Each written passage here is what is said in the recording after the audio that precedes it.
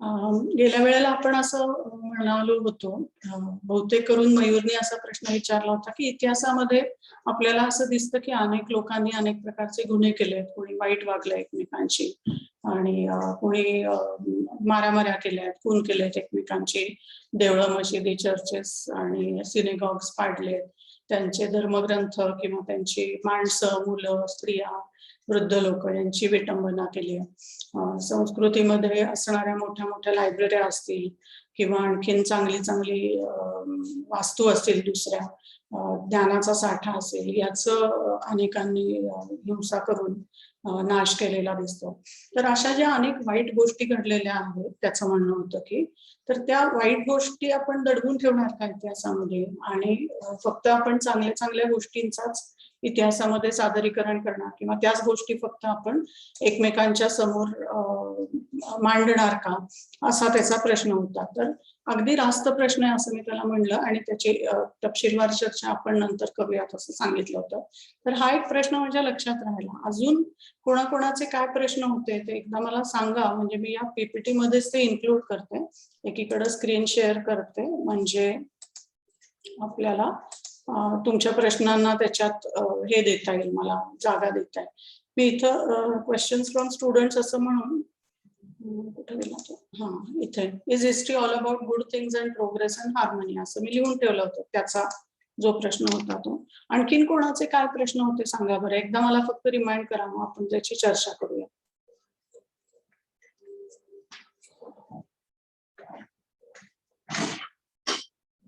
आठवतात का गेल्या वेळेचे काय प्रश्न होते ते?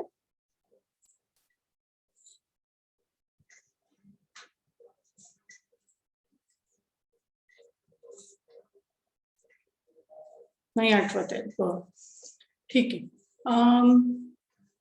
ह्या प्रश्नाचं उत्तर तुम्हाला काय वाटतं, काय असू शकेल की इतिहासामध्ये फक्त चांगल्या चांगल्या गोष्टी सांगाव्यात का, प्रगतीची गोष्ट आणि कसा छान सुसंवाद होता, सगळं कसं छान छान होतं, अशीच गोष्ट सांगावी का इतिहासामध्ये?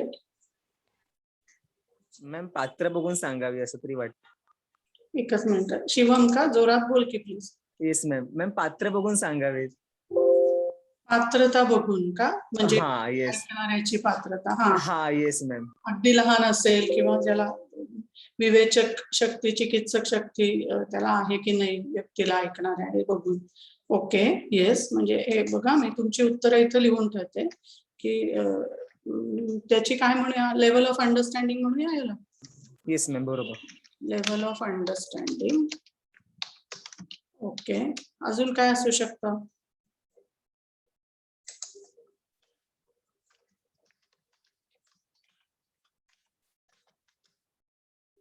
मॅम आय थिंक फेअरनेस पाहिजे. कोणाची लेवल ऑफ अंडरस्टँडिंग पेक्षा जे घडलं होतं त्याच्या जास्तीत जास्त जवळ जाण्याचा प्रयत्न करणं. Okay, fair representation of facts म्हणूया. येस. ओके ओके, आपण कितपत फेअर म्हणजे न्याय्य पद्धतीने जी आपल्याला तथ्य मांडायचे ती मांडतोय, याच्यावरती पण अवलंबून आहे की तुम्ही किती गोष्टी सांगू शकता आणि किती नाही न सांगाव्यात इतिहासकारांनी. ओके, अजून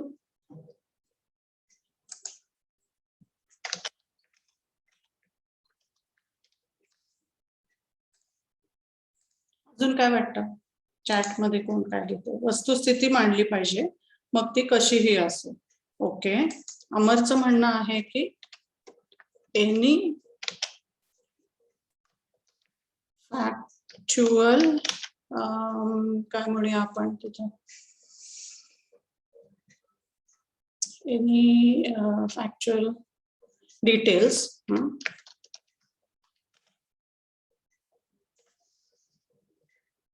अमर, तूच प्रश्न विचारला होता का की मयूर हे नाव माझ्या लक्षात येते? बरोबर आहे.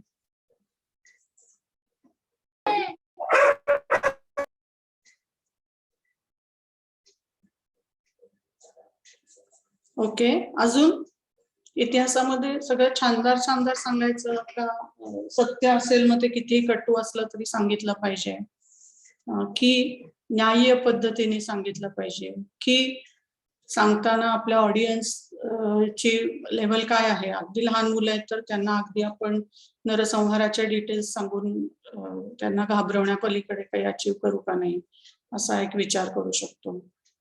अजून काय विचार कराल तुम्ही सत्यकथन करताना?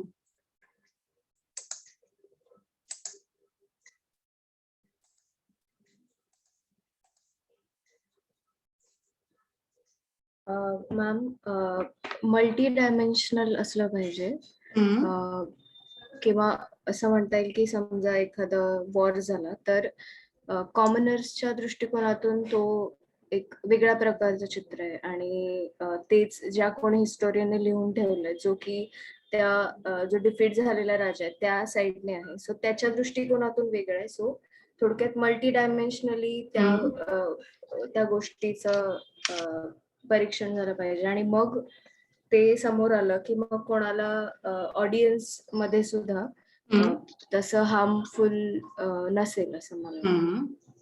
ओके ओके, म्हणजे सत्याच्या जितक्या अधिकाधिक बाजूंचं आपल्याला आकलन करता येईल की माझ्या मते हे असं असं आहे पण पलीकडच्या माणसाच्या मते ते असं आहे. समजा कौरव पांडवांची गोष्ट सांगत असू आपण, तर आपण जी महाभारताची गोष्ट सांगतो ती अर्थात पांडव जिंकले म्हणून त्यांच्या काय म्हणूया त्यांचे स्तुती करणारे लोक होते त्यांनी लिहिलेली गोष्ट आहे. जर उद्याला दुर्योधनाचा विजय झाला असता तर ही गोष्ट वेगळ्या बाजूने लिहिली गेली असती, किंवा रावणाने रामायणाची कथा लिहिली असती तर ती वेगळी लिहिली असती. हे आपल्याला माहिती आहे. लेखक स्त्री असेल पुरुष असेल, म्हणजे ज्योतिराव फुले म्हणतात तसं की सगळे याच्यावर धर्मग्रंथ पुरुषांनीच कसे काय लिहिले, बायकांनी का नाही लिहिले धर्मग्रंथ. आणि म्हणूनच असं नाही ना की त्याच्यात सगळी व्रत वैकल्य उपास तापास शरीराला कष्ट प्रथा परंपरांचं ओझं हे बायकांच्याच डोक्यावरती का, तर ग्रंथ लिहिणारे पुरुष आहेत म्हणून, असं जे ज्योतिराव फुले म्हणतात. तसं काहीच हिचं समृद्धी मला वाटतं, हो ना, समृद्धी बोलत होती.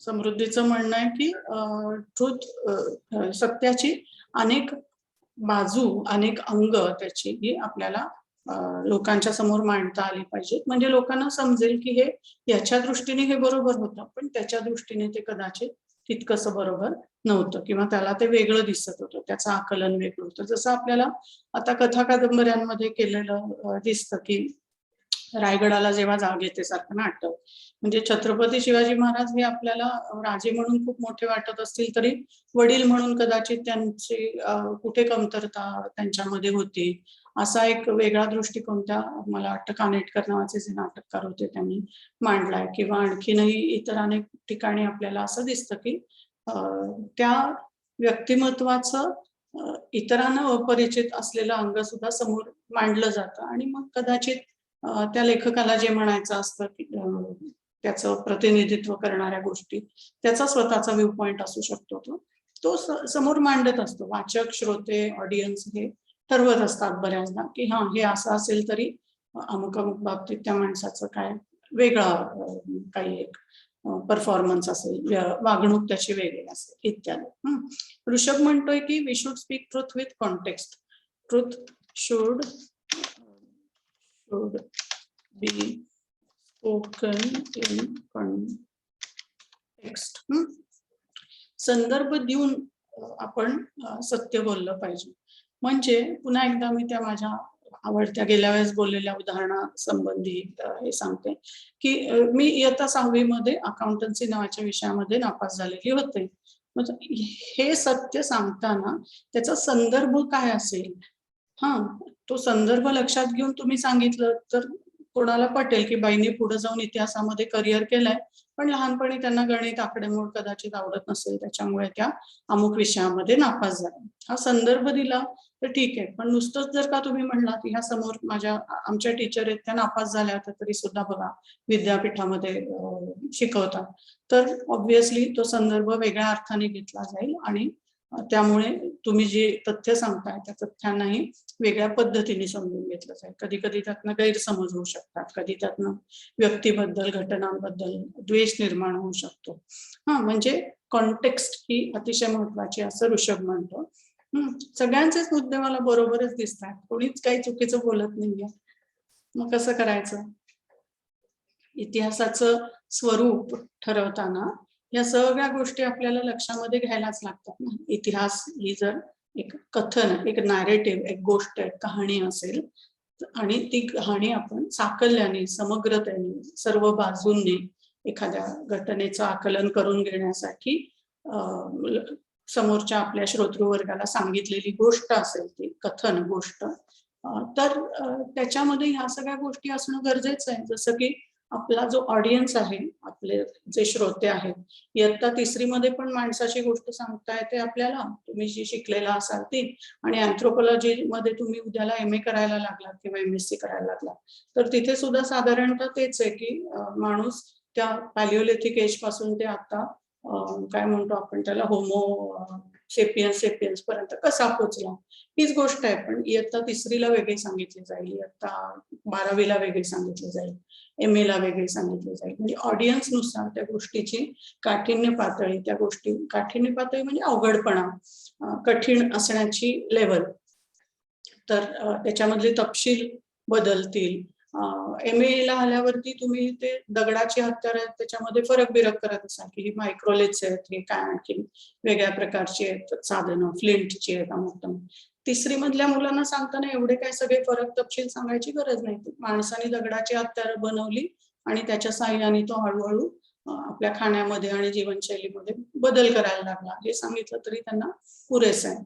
तसं आपला ऑडियन्स कोण आहे, आपले श्रोते, आपले वाचक, आपण जे पुस्तक लिहिणार आहोत, आपण जो निबंध मांडणार आहोत, तो कोण वाचणार आहे ह्यानुसार बऱ्याच म्हणजे त्याची आकलनाची क्षमता काय आहे त्या श्रोतृवर्गाची, ह्यानुसार आपल्या लिखाणामधले तपशील हे नेहमीच बदलत असतात. त्याच्यामध्ये काही चूक नाही. म्हणजे तिथे आपण असं नाही म्हणू शकत की बघा 3री मध्ये असताना तुम्ही मला मायक्रोलिट्स बद्दल काही शिकवलं नाही, तर अरे बाबा तुझी तेव्हा तेवढी बुद्धी नव्हती, तेवढं तुझं शारीरिक मानसिक आकलन करण्याची क्षमता नव्हती, मग तू 10वीत आल्यावरती तुला आम्ही आणखीन तपशील सांगितलं असं. त्यामुळे ती लेवल ऑफ अंडरस्टँडिंग. दुसरं, सत्याचं योग्य पद्धतीने, न्याय्य पद्धतीने रिप्रेझेंटेशन झालं पाहिजे. जसं ते मगाशी मी 6वीत नापास झाले हे सत्य मी तुम्हाला सांगितलं, तर ते न्याय्य पद्धतीने सांगा. ही बघा नापास झालेली बाई, गौर से देखिए काय औरत को, असं म्हणाला तर ते काही न्याय्य पद्धतीने नाही. कारण एका 6वी मध्ये नापास झालेल्या गोष्टीवरून जर तुम्ही माझं सगळं आयुष्य आणि सगळ्या अचिव्हमेंट जज करायला लागला तर ते काही फार न्याय्य होणार नाही.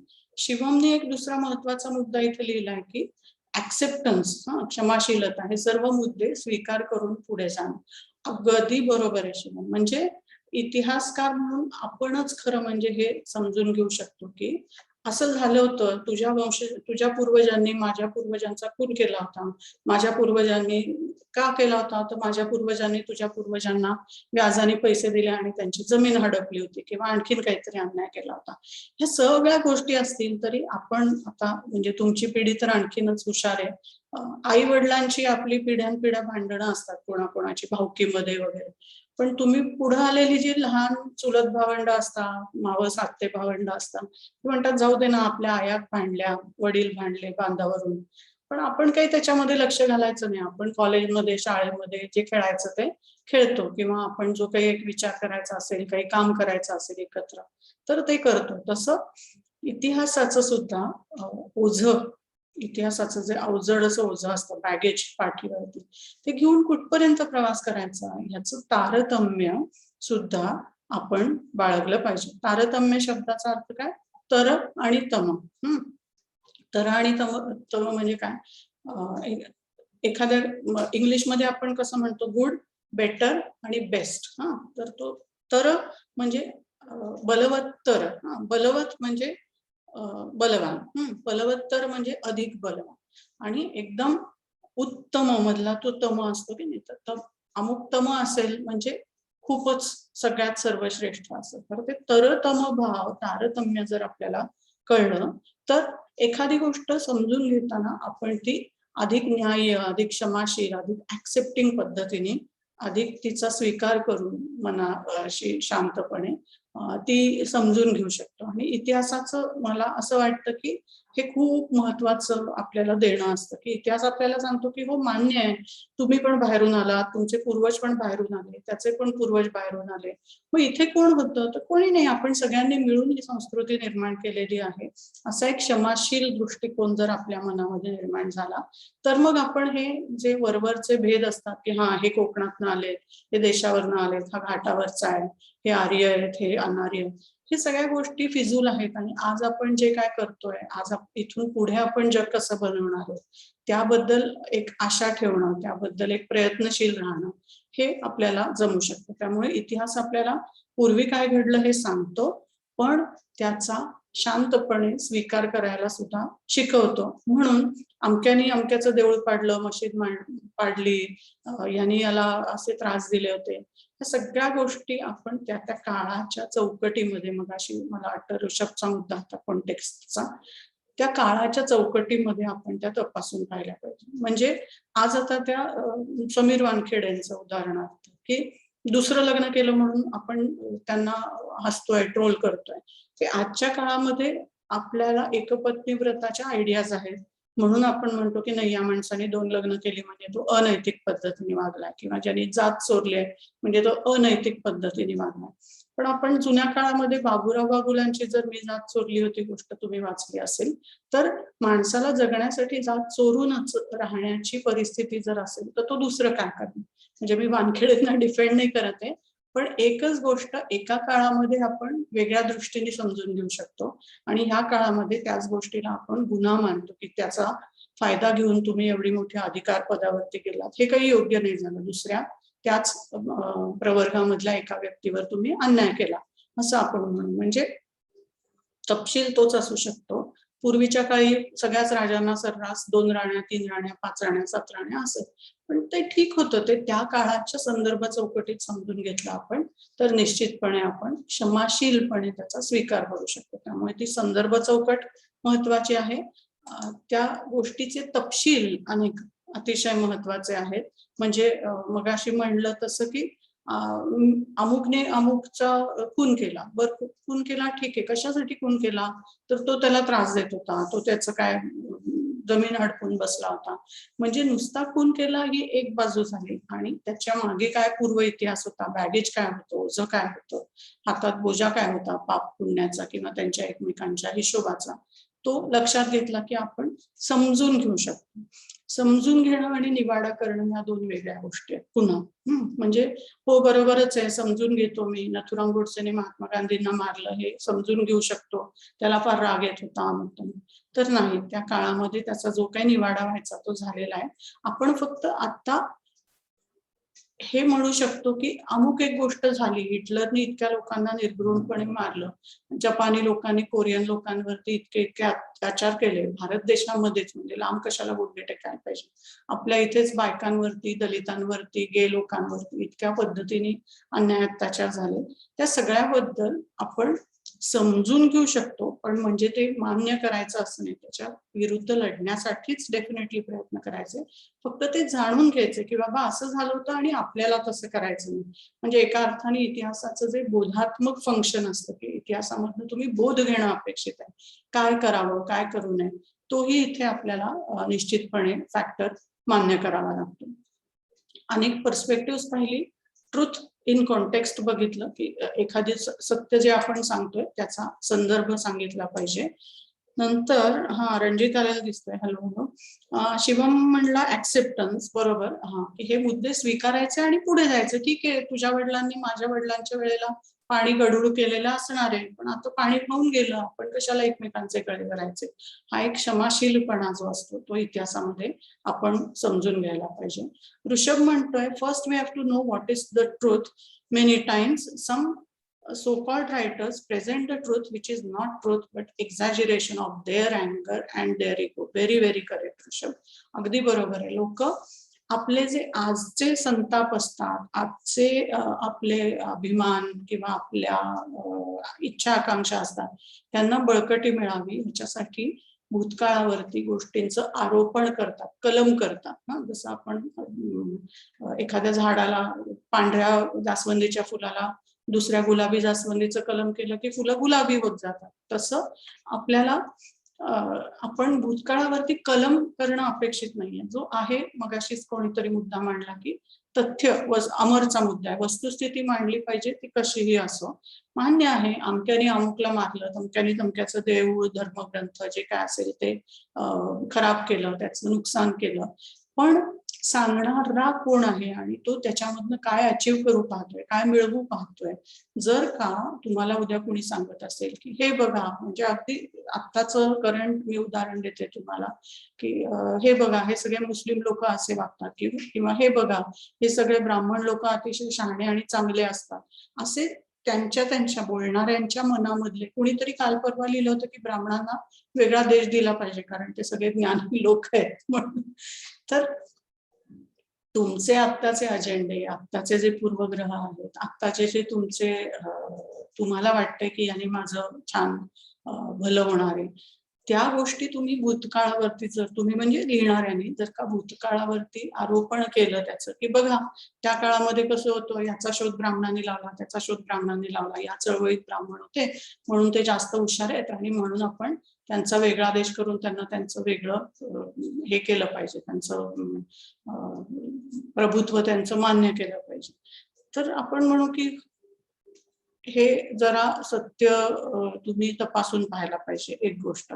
दुसरं असं की मगाशीच यांनी म्हटल्याप्रमाणे संदर्भ चौकट.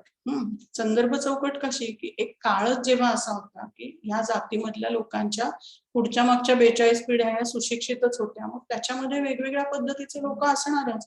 काही ब्राह्मण ज्योतिराव फुल्यांना मदत करणारे असणार, काही टिळकाईट असणार, काही गांधींचं चरित्र लिहिणाऱ्या अवंतिकाबाई गोखलेंसारखे असणार, आणखीन काही असणार जे त्या व्हिक्टोरिया राणीची प्रशस्ती लिहिणार.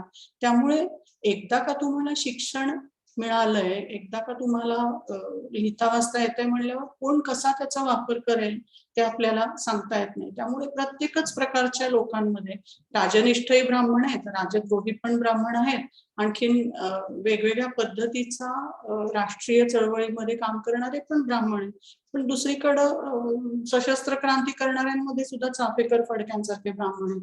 म्हणजे त्याचं कारण असं आहे की ह्यांच्या 8-10 पिढ्या मागच्यापासून ते शिकलेले होते. हा जर संदर्भ आपण लक्षामध्ये घेतला नाही तर असं होतं की आपल्याला वाटतं अरे बापरे, हेच खरं सगळ्यात भारी लोक असणार आहेत, ते सगळ्या गोष्टींमध्ये पुढे आहेत. ही कॉन्टेक्स्ट, संदर्भ जर नाही समजून घेतला तर निष्कारण आपल्याला काही लोक फार ग्रेट वाटतात आणि निष्कारण आपल्याला काही लोक फार कमी महत्वाचे वाटतात. उदाहरण पुन्हा द्यायचं झालं तर बायका, कुठंच उल्लेख नाही माझ्या आजीने काय केलं, तुमच्या पणजीने काय केलं. असं म्हणायचं का आळशी होत्या या बायका, काही करत नव्हत्या, यांचा कुठं इतिहासामध्ये उल्लेख आहे, नो डॉक्युमेंट नो हिस्ट्री सारखं. तर असं करून आपल्याला चालत नाही, संदर्भ पाहायला लागतो आपल्याला आणि संदर्भाने गोष्टींचं आकलन करून घ्यायचं. आणि म्हणून जो सांगणारा मनुष्य आहे त्याचा कुठला अजेंडा ह्या सांगण्यामुळे सर्व होतोय.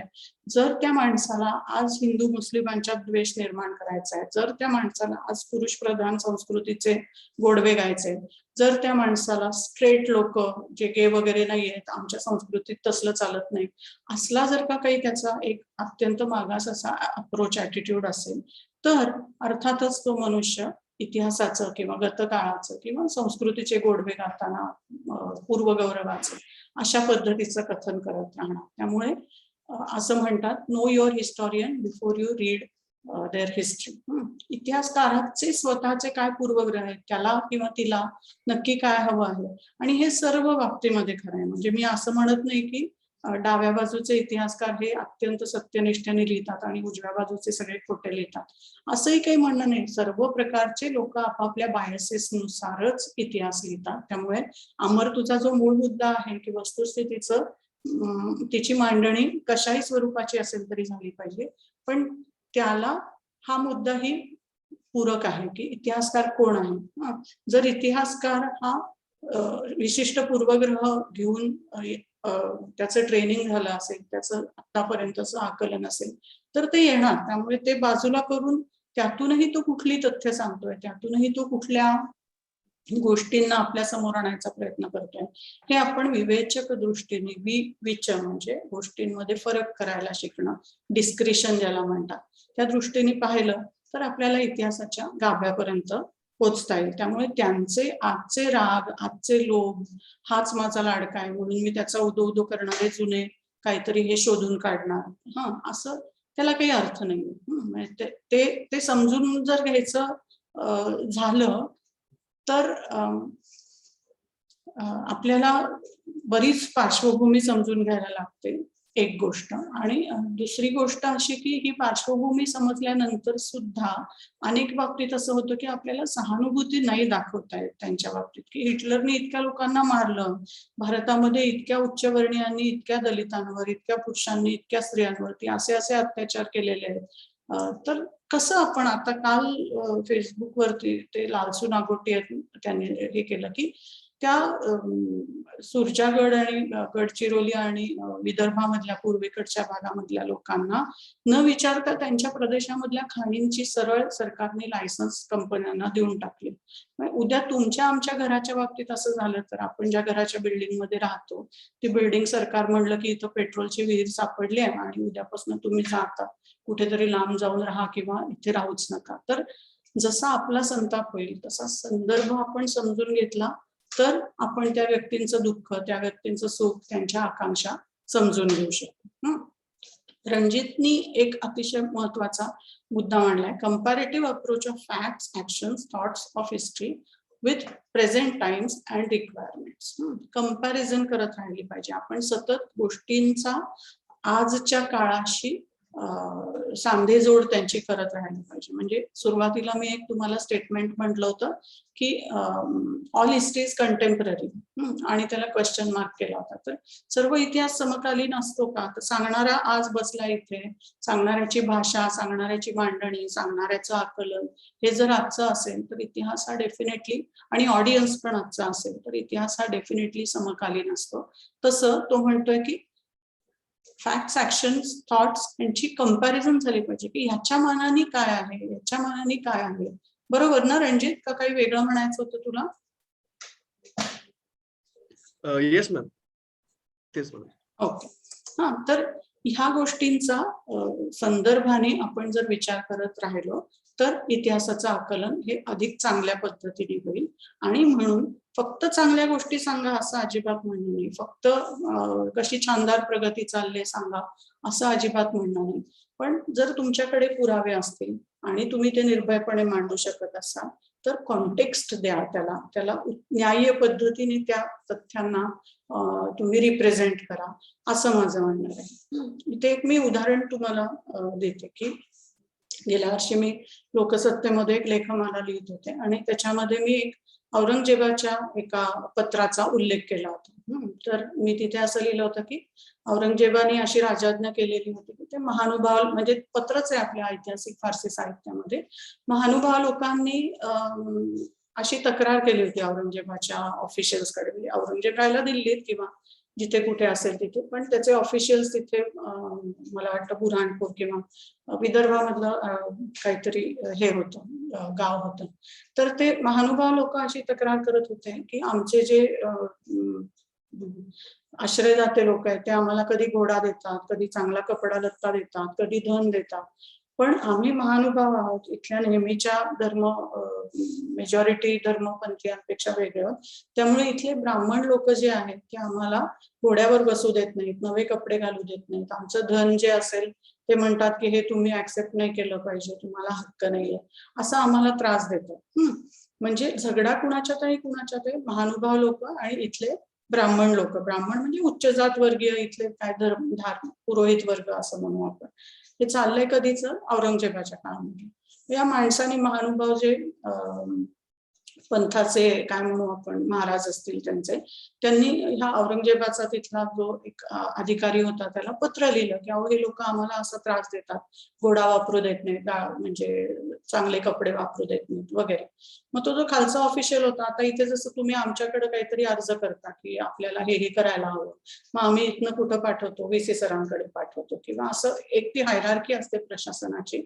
तसं त्या औरंगजेबाचा जो खालचा ऑफिशियल होता त्यांनी मधल्या ऑफिशियलकडे आणि मधल्या ऑफिशियलनी वरच्या ऑफिशियलकडे पत्र पाठवलं की बाबा हे लोक अशी अशी तक्रार करतात तर काय करायचं. मग त्यांनी जो ऑफिशियल होता त्यांनी आधीच्या निवाड्यांचे रेफरन्सेस दिले. त्याच्यात त्यांनी लिहिलं होतं की औरंगजेबाने जेव्हा तो राजकुमार होता, प्रिन्स होता, तेव्हा त्यांनी असा असा निवाडा दिलेला आहे.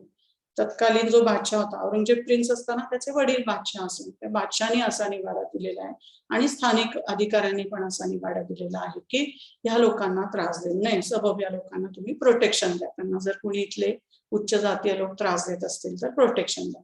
याचा अर्थ काय होतो की आपल्या पत्रामध्ये जसं असं म्हटलेलं असतं, अमुक अमुक जियानुसार संदर्भ क्रमांक 1600 पत्रानुसार, त्याचा अर्थ ते पत्र असतं कुठंतरी, आपल्याला जरी समोर दिसलं नाही तरी. त्यामुळे मी त्या लेखामध्ये असा त्याच्यात उल्लेख केलेला होता की अशी अशी औरंगजेबाची आज्ञा होती की ह्या महानुभाव पंथीय लोकांना त्रास देऊ नये, उच्च जातीय लोकांनी. तर औरंगजेबाची जी प्रतिमा मनामध्ये करून दिलेली असते की यांनी अनेक प्रकारचे अन्याय केले, अनेक प्रकाराने तो वाईट वागलेला आहे, तर ती प्रतिमा ज्यांच्या सोयीची आहे अशा अनेक लोकांनी खूप त्याच्यावरती गदारोळ केला की तुम्ही असं कसं म्हणता, औरंगजेब काही चांगला माणूस होता का? आता मी चांगला माणूस आहे का नाही ह्याबद्दल कोण कसं सांगू शकेल? ज्या क्षणी मी एखाद्याशी चांगलं वागेल त्याला वाटेल अरे वा मॅडम किती छान वागतायत, गोड बोलतायत. एखाद्या माणसाशी मी कडक वागेन, काही कारण असेल त्याच्यामुळे, तर तो म्हणेल फार खडूस बाई आहे, अजिबात लक्ष देत नाही किंवा वाईट वागते. त्यामुळे असे निवाडे करणं आणि ते आपल्या सोयीच्या पद्धतीने करणं ह्यानी इतिहासाची मोडतोड होत असते किंवा इतिहासाचं एक वेगळं आकलन तुम्ही लोकांच्या समोर ठेवत असता असं मी म्हणेन.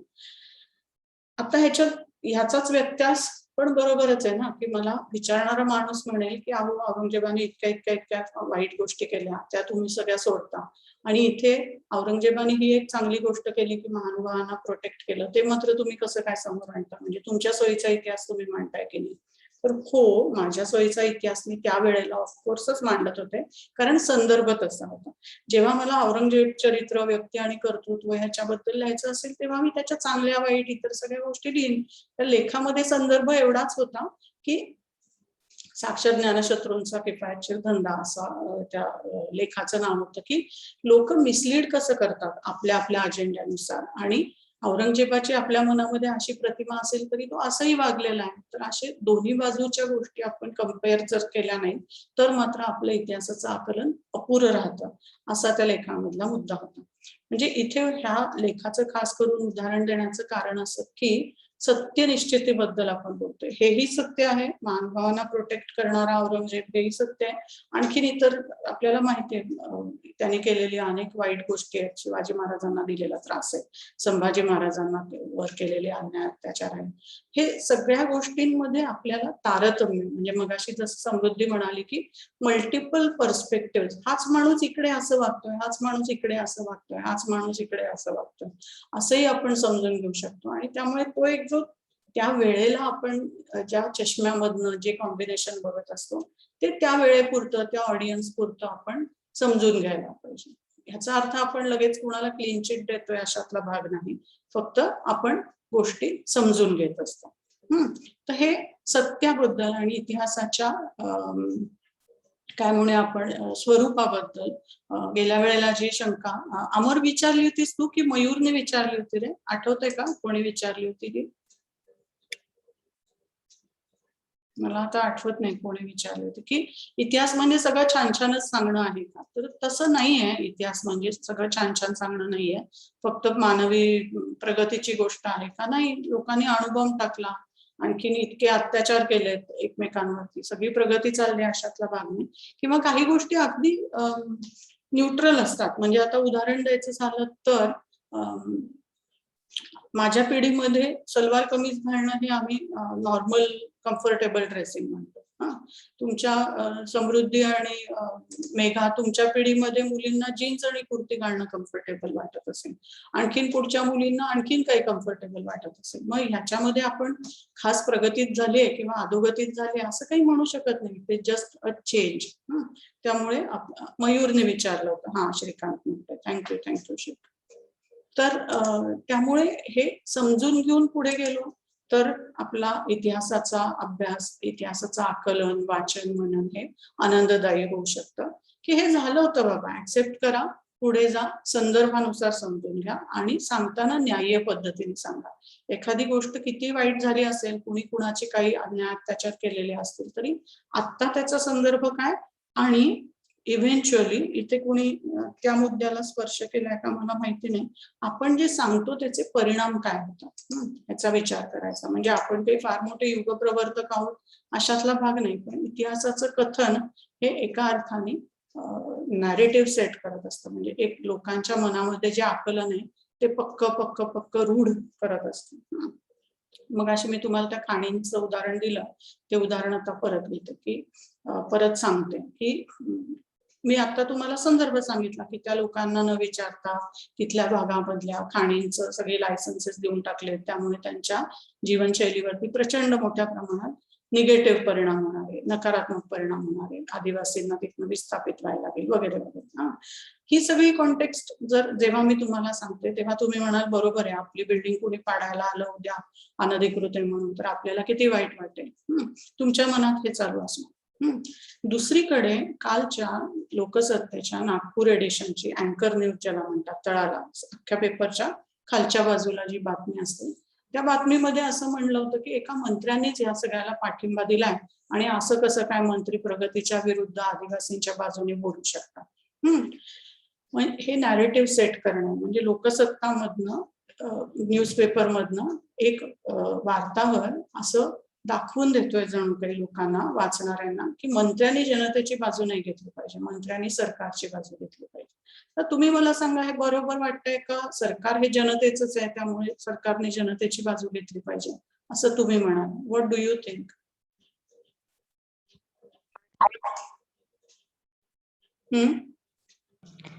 मॅम आय थिंक गव्हर्नमेंटनी त्यांच्या खाणी डायरेक्टली घेण्या अगोदर त्यांचं म्हणजे त्यांच्या राहण्याची वगैरे त्यांच्या नवीन व्यवसायाची पूर्ण जबाबदारी घेतली पाहिजे आणि ही सगळी प्रोसेस झाल्यानंतरच त्यांच्याकडून त्या गोष्टी घेतल्या जायला पाहिजेत. म्हणजे प्रगतीही होईल आणि जी लोक म्हणजे त्याने विदाउट काम घर याच्याशिवाय राहणार पण नाही. म्हणजे पुनर्वसनाचा विचार आधी आणि विकासाचा विचार नंतर. आणि ऑक्युपेशन ऑल्सो त्यांचं. पण जर का तू नुसती लोकसत्तेची बातमी वाचलीस कालच्या नागपूरच्या एडिशन मधली तर तुला काय वाटेल की बघा हे मंत्री कसं काय सरकारच्या विरोधामध्ये जात आहे, मंत्र्यांना काय गरज पडली या आंदोलक लोकांना पाठिंबा देण्याची. हे शब्द असे वापरलेत की फूस लावली आहे. म्हणजे हे बरोबर आहे का की मंत्र्यांनी जनतेला फूस लावली असं म्हणणं? नो, कारण मंत्री हा कोण असतो? तो जनतेचा प्रतिनिधी आहे आणि जनतेसाठीच जनतेच्या कल्याणासाठीच त्यांना वोट दिलेले. तर ही त्याची रिस्पॉन्सिबिलिटी आहे की जनतेच्या विरोधात किंवा त्यांच्या वर काही अन्याय होत असेल तर तो रोखणे. आलं लक्षात? Yes ma'am. म्हणजे सांगणाऱ्यांनी जर अशी गोष्ट सांगितली तर म्हणजे सांगणाऱ्याचं महत्व मी इथे तुम्हाला अधोरेखित करते. गोष्ट सांगणाऱ्याचं, इतिहास सांगणाऱ्याचं, बातमी सांगणाऱ्याचं, एकूण आपण सगळे तसं म्हटलं तर मीडियावाले लोक, आपण माध्यम आहोत. घडलं काहीतरी ऐकणारे लोक आज आहेत आणि आपण एक माध्यम म्हणून त्यांना ती गोष्ट सांगतोय. तर सांगणाऱ्यांनीच जर असा बायस्ड स्टँड घेतला की बघा कसे वागताय तर ऑडियन्स वरती त्याचा परिणाम हा निश्चितपणे होत असतो. त्यामुळे आपली जबाबदारी खूप महत्वाची आहे. लक्षात घेऊनच आपण कथन केलं पाहिजे की बघा हा वाईटच होता, याने असं केलं असं केलं असं केलं सांगितलं की आज लोक लगेच तलवारी उपसून बसलेलेच आहेत किंवा बंदुका काढून बसलेलेच आहेत एकमेकांचे गळे घोटण्यासाठी किंवा मारहाण दंगली करण्यासाठी. त्यामुळे जेणेकरून ऑडियन्सला सत्याचं किंवा वस्तुस्थितीचं योग्य पद्धतीने आकलन होईल. योग्य हा शब्द पुन्हा ऑब्जेक्टिव्ह नाही, सब्जेक्टिव्ह आहे. तो पुन्हा प्रत्येकाच्या ह्याच्यावरती अवलंबून आहे, आकलन क्षमतेवर आणि मेंटल मेकअप वरती. पण जेणेकरून समाजाची धारणा राहील. इतिहास तुम्ही सांगाल कधी जर समाज राहिला तर ना. तालिबानी रूल जर का इथे आला किंवा असे एकूणच सगळी आणीबाणी इंदिरा गांधींनी जशी केली होती तसं जर का झालं तर आपण सांगायलाही राहणार नाही, ऑडियन्सही राहणार नाही आपल्याला. त्यामुळे कथन अशा पद्धतीने करायचं की जेणेकरून समाजाची धारणा, समाज हा जी संस्कृती आपण आतापर्यंत हळूहळू वारुळ हे बिल्डअप करत आणलंय ते न मोडता आपण काही याच मार्गाने पुढे वाटचाल करू. हा जो काय प्रवाह आहे संस्कृतीचा तो पुढे जाईल अशा पद्धतीने कथन केलं तर ते मला असं वाटतं, अगेन हे सब्जेक्टिव्ह आहे, हे अत्यंत व्यक्तिनिष्ठ मत आहे माझं, की मला असं वाटतं की इतिहासकाराची ही जबाबदारी आहे की समाजाची धारणा झाली पाहिजे. समाजात दंगली पेटाव्यात, एक्सनी वायला मारावं, तमक्याने दुसऱ्या पिने क्यूवर अत्याचार करावे, हाही अजेंडा एखाद्याचा असेल तर तो तशा पद्धतीने किंवा ती तशा पद्धतीने इतिहासाचं कथन करेल. पण मला असं वाटतं की इतिहासकाराचा हा अजेंडा असता कामा नये. असतो प्रत्येकाला, अजेंडा नाही असं कोणी नाही असतो, अजेंडा एक हेतू उद्देश प्रत्येकाला असतो, पण तो साधारणतः समाजाचं कल्याण करेल असा असेल तर ठीक. भांडणं लागणारा अजेंडा असेल तर त्याचे परिणाम घातक होतात असं मला वाटतं. रणजितनी माईक हे केला होता. रणजित, काय बोलायचं होतं तुला?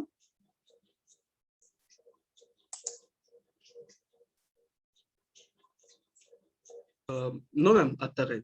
Okay, right. अजून गेल्या वेळेचे कुठले मुद्दे असे होते ज्याची चर्चा राहिली होती?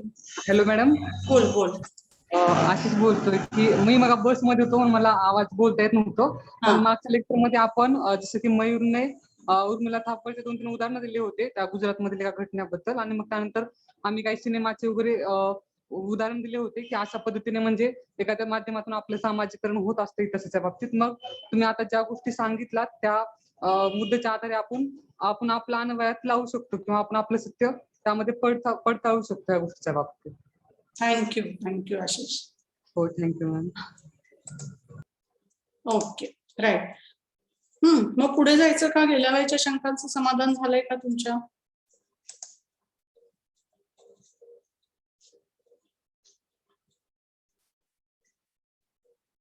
कोणाला काही अजून वेगळं विचारायचं इतिहासाच्या स्वरूपाबद्दल? मॅम तुम्ही आता लास्टला काय म्हणाला? शिवम बोलतो आहे. हा, बोल ना. काय वाक्य पूर्ण काय ते मॅम करताना तुम्ही की इतिहासकाराने तुम्ही काहीतरी म्हणालात ते खूप सुंदर वाक्य होतं, आपण रिपीट करणार प्लीज. कुठलं रे? आत्ताच अमर बोलायच्या आधीच तुम्ही बोललात ते वाक्य की तो इतिहास. ओके, काय होतं? तुम्ही इतिहासाच्या अजेंडा, सॉरी, तुम्ही अजेंड्याबद्दल काहीतरी बोलत होता की प्रत्येकाला अजेंडा असतो काहीतरी, ते तुमचं काहीतरी वाक्य होतं म्हणजे असं. बरोबर. मग मॅम मला आता तो प्रश्न असा पडतो की जेव्हा मग आपण झाशीच्या राणीकडे बघतो आणि ती म्हणते मेरी मी झाशी नाही दूंगी, मग आणि आपण तिला काय म्हणतो की ती राष्ट्र आपण म्हणजे भावनेने प्रेरित झाली होती, पण ती असं नाही ना बोलली की माझा भारत मी देणार नाही म्हणून. बरोबर की नाही मॅम? मग आता या गोष्टीला आपण बघताना समर्पक गोष्ट ती अशीच बोलली. माथ्याचा आपण बघताना ऍक्सेप्टन्स आपण प्रयोग केला या गोष्टीचा, पण ते आहे ना, आता आहे ते आहे. मग लोक त्याला दुसरा अर्थ का देतात किंवा त्या भावने का बघत असतात? म्हणजे तू प्रश्न एकदम पॉइंटेड आणि बरोबर विचारला शिवम.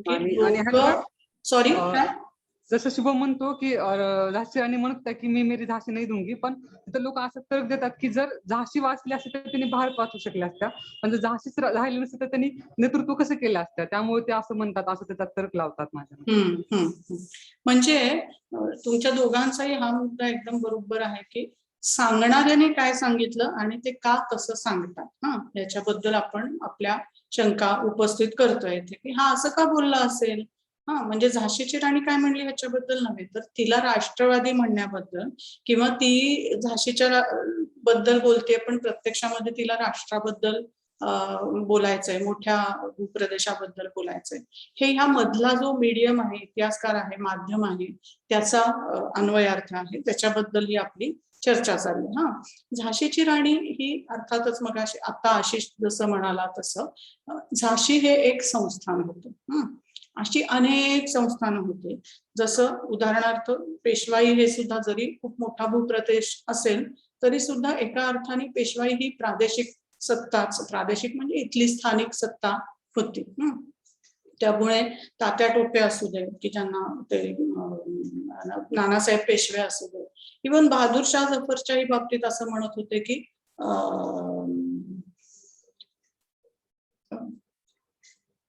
काय बरं त्याच्यासाठी हे वापरायचे, दिल्लीचे मेहरोली, असं म्हणजे मेहरोली नाही, दुसरं काहीतरी जवळचं ठिकाण होतं म्हणजे मेरठ मॅम. नाही, मेरठ नाही, दिल्लीच असं उपनगर आहे. म्हणजे म्हणायचे की हे बघ, बादशाह हे आलम आणि दिल्लीचे पालम.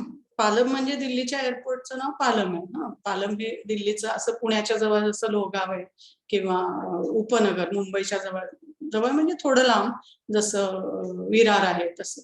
तर नाव मात्र मोठं शाह ए आलम आणि प्रत्यक्षात त्याची पॉवर सत्ता कुठं चालत होती तर दिल्लीपासून पालमपर्यंत असं. तर ही एक वस्तुस्थिती होती संस्थानांची तत्कालीन, की ब्रिटिशांनी जो ऑलरेडी ब्रिटिशांनी एक आणि एकमेकांशी लढून दुसरं हा जो ऑलरेडी खिळखिळं झालेला असं भूप्रदेश होता, त्या भूप्रदेशामध्ये आणि 1857, 56, 50 मध्ये राष्ट्र या गोष्टीची समज येणं ही अत्यंत अवघड गोष्ट होती. आज आपण भारत या राष्ट्रामध्ये राहतो, नेशन स्टेट मध्ये राहतो, म्हणून आपल्याला वाटतं की अरे वा, अशोक असेल, अकबर असेल, शिवाजी महाराज असतील, झाशीची राणी असेल, सगळे आपल्या राष्ट्रामधले हे महत्वाचे लोक होते. पण राष्ट्रवाद ही एक जी विचाराची प्रणाली आहे, ही एक समजून घेण्याची जी बुद्धी आहे की माझे हितसंबंध आणि आसाम मधल्या माणसाचे, माझे आणि तामिळनाडू मधल्या माणसाचे, माझे आणि जयपूर मधल्या माणसाचे हितसंबंध एक आहेत, ही समजून घेण्याची जी क्षमता आहे ती एका टप्प्यावर लोकांच्या मध्ये दळणवळण संवाद निर्माण झाल्याशिवाय होणं शक्य नव्हतं. त्यामुळे युरोपमध्ये सुद्धा राष्ट्र नावाची गोष्ट ही या 19व्या शतकाच्या उत्तरार्धात आपल्याला माहितीये इटलीचं एकीकरण, जर्मनीचं एकीकरण याच काळामध्ये होताना दिसतं. त्यामुळे राष्ट्र ही गोष्ट अतिशय नवीन आहे, जरी तो शब्द ऋग्वेदात सुद्धा आहे. ऋग्वेदामध्ये राष्ट्राला उद्देशून सुक्त आहे. मग तुम्ही म्हणाल कसं काय बरं, तर ते राष्ट्र शब्दाचं पंचक्रोशी मधली गावं, एक भूप्रदेश असा त्याचा अर्थ आहे, जिथे तुम्ही राज्य करता तो म्हणजे तुमची सॉव्हरेंटी कुठपर्यंत चालते, तुमची सत्ता कुठपर्यंत चालते, त्या प्रदेशाला ते ऋग्वेदाच्या काळामध्ये राष्ट्र म्हणत होते. त्यामुळे शब्द जरी तोच राहिलेला असेल राष्ट्र, तरी आजच्या राजकीय अर्थाने ज्याला आपण राष्ट्र म्हणतो, नेशन स्टेट, की त्याचे 4 एलिमेंट्स असतात, तुम्ही राज्यशास्त्रामध्ये शिकत असाल की लोक म्हणजे जनता असावी लागते, भूप्रदेश बहुतेक करून असायला लागतो, त्या जनतेमध्ये एक फिलिंग असायला लागतं की त्याचे माझे हितसंबंध एक आहेत वगैरे वगैरे, आणि सार्वभौम सत्ता असायला लागते. तर हे राष्ट्र नावाच्या गोष्टीचा जो आधुनिक आविष्कार आहे तो तेव्हा शक्य नव्हता. त्यामुळे त्या काळामध्ये झाशीची राणी मेरी झासी नाही दूंगी हेच म्हणणार.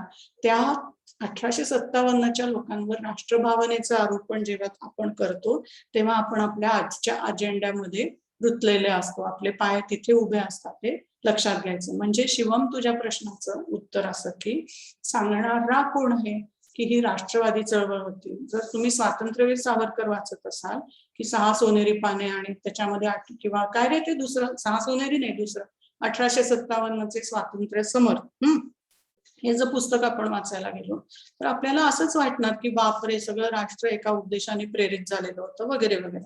पण जसं तू करेक्टली पॉइंट आउट केलंस की सगळं राष्ट्र एका उद्देशाने असलं असतं तर जिंकले असते. बेसिक गोष्ट ही की अनेक इथल्याच लोकांनी, दक्षिणेमधल्या राज्यांनी विरोध केलेले होते, संस्थानिकांनी विरोध केलेले होते, आपल्याच पलटणींनी आपल्याच भारतीय सैनिकांवरती गोळीबार आणि मारामाऱ्या केलेल्या दिसतात, त्यांच्याशी युद्ध केलेलं दिसतं, आणि लीडरशिप नव्हती, तसं काही तत्वज्ञान सगळ्यांना एकट्याला बांधून ठेवेल असं नव्हतं. आणि बहादूरशाह जफर सारखी लीडरशिप जी अत्यंत, त्याला स्वतःलाच फारसा काही इंटरेस्ट नव्हता होण्यामध्ये. म्हणजे तुम्ही जर ते डालरिम्पलचं लास्ट मुघल नावाचं पुस्तक वाचलं त्याच्यात भरपूर रेफरन्सेस आहेत की तो अगदी अनिच्छेने आणि बळजबरीने त्या सगळ्या ह्याची माळ त्याच्या गळ्यामध्ये पडली. म्हणजे आज आपण म्हणतो की बापरे, हा पहा किती थोर राष्ट्रवादी नेता आहे एक्स बाय, तर राष्ट्र म्हणण्याचं कारण नाहीये. आपण असं म्हणू शकतो की हे लोक नेटिव्ह लोकांसाठी लढले, परकीयांच्या विरुद्ध लढले, कारण इंग्रज हे क्लिअरली परकीय राजसत्ता होते आणि ते आर्थिक दृष्ट्या शोषण करत होते इथल्या लोकांचं. हे आपल्याकडे लोकहितवादींपासून ते रामकृष्ण विश्वनाथ वगैरे सगळे लोक बोललेली आहेत, त्यामुळे त्याच्याबद्दल काही शंका नाही. पण राष्ट्र भावनेचा आरोप 19व्या शतकावरती करणं, त्या खास करून 1857च्या लोकांवरती करणं, ह्याला अॅनाक्रोनिझम म्हणतात, म्हणजे काल विपर्यास. जी गोष्ट तेव्हा नव्हतीच त्या गोष्टीचा आपण आरोप करतो. दुसरी सिंपल गोष्ट तुम्हाला सांगते, उदाहरण म्हणजे तुम्हाला लक्षात येईल की आपल्याकडे कसली तरी व्रतबित असतात, उपास असतात. आता आणखीन काय धार्मिक कृत्य केली जातात. मग लोक खास करून उपास करणारे लोक तर अगदी आनंदाने हे मान्य करतात. त्यांना असं वाटतं की उपास केल्यामुळे पोटाला विश्रांती मिळते, उपास केल्यामुळे सगळं आपलं डाएट संतुलित होतं आणि म्हणूनच आपल्या पूर्वजांनी हे सांगितलेलं होतं की तुम्ही उपास करा. तर हे अर्थातच डाएट, संतुलन, न्यूट्रिशन ह्या सगळ्या भानगडी आपल्याला आता 20व्या आणि 21व्या शतकात कळायला लागल्या. त्या काळामध्ये असा कुठलाही उद्देश त्याच्यामध्ये असणं शक्य नाही. हा कालविपर्यास का करायचा? तर आपल्या आजच्या अजेंड्याला की वजन कमी करणं हा जो बऱ्याच जणांचा अजेंडा असतो, त्या अजेंडाला हे सुटेबल आहे. त्याला काहीतरी सायंटिफिक आधार द्यायचा आणि आमच्या परंपरेत कसं सगळं छानदार सायंटिफिक होतं असं दाखवण्याचे प्रयत्न करायचे. हा हेतू मनात असेल की लोक असं डिफेन्स करतात. त्यामुळे आपण हे लक्षात घ्यायचं की बोलणारा काय बोलतोय आणि त्याचा काय हेतू. बोलणाऱ्याला जर आज राष्ट्र या गोष्टीत इंटरेस्ट असेल तर तो त्या काळावर राष्ट्राचा आरोपण करेल. पण आपण इतिहासकार आहोत, आपल्याला असले काही हे घेण्याची गरज नाही, डोक्यावरती ओझी घेण्याची गरज नाही. आपण स्पष्ट सांगू शकतो की अहो या काळात युरोपमध्ये सुद्धा इटली वगैरेचं एकीकरण झालेलं नव्हतं, तर कशाला उगाच स्वातंत्र्याचं समर वगैरे म्हणायचं.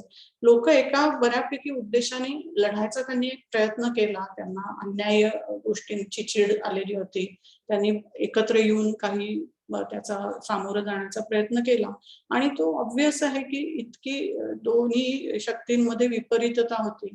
यांच्याकडे असणारी शस्त्रास्त्र, त्यांच्याकडे असणारी शस्त्रास्त्र, यांच्याकडचं दळणवळण, त्यांच्याकडचं दळणवळण. तुम्ही चपात्यांमधनं जर का निरोप पोचवत असाल आणि इंग्रजांकडे जर तारायंत्र असतील ऑलरेडी, टेलिग्राम, तर कुणाचे निरोप फास्ट पोचणार, कुणाला सैन्याची कुमक मागवून घेता येणार, हे स्पष्टच आहे. त्यामुळे लोकहितवादी असं म्हणतात की पाण्याच्या प्रवाहामध्ये दोन भांडी वाहत चालली आहेत. एक आहे ती मातीची मडकं आहे आणि दुसरी धातूची कळशी आहे. तर दोन भांडी एकमेकांवर आपटली तर कुठलं फुटणार हे ठरलेलंच आहे. हे लोकहितवादींचे शब्द आहेत की मातीचीच कळशी फुटणार, कारण ती कच्ची आहे, अजून ती इतकी हे झालेली नाहीये परिपक्व.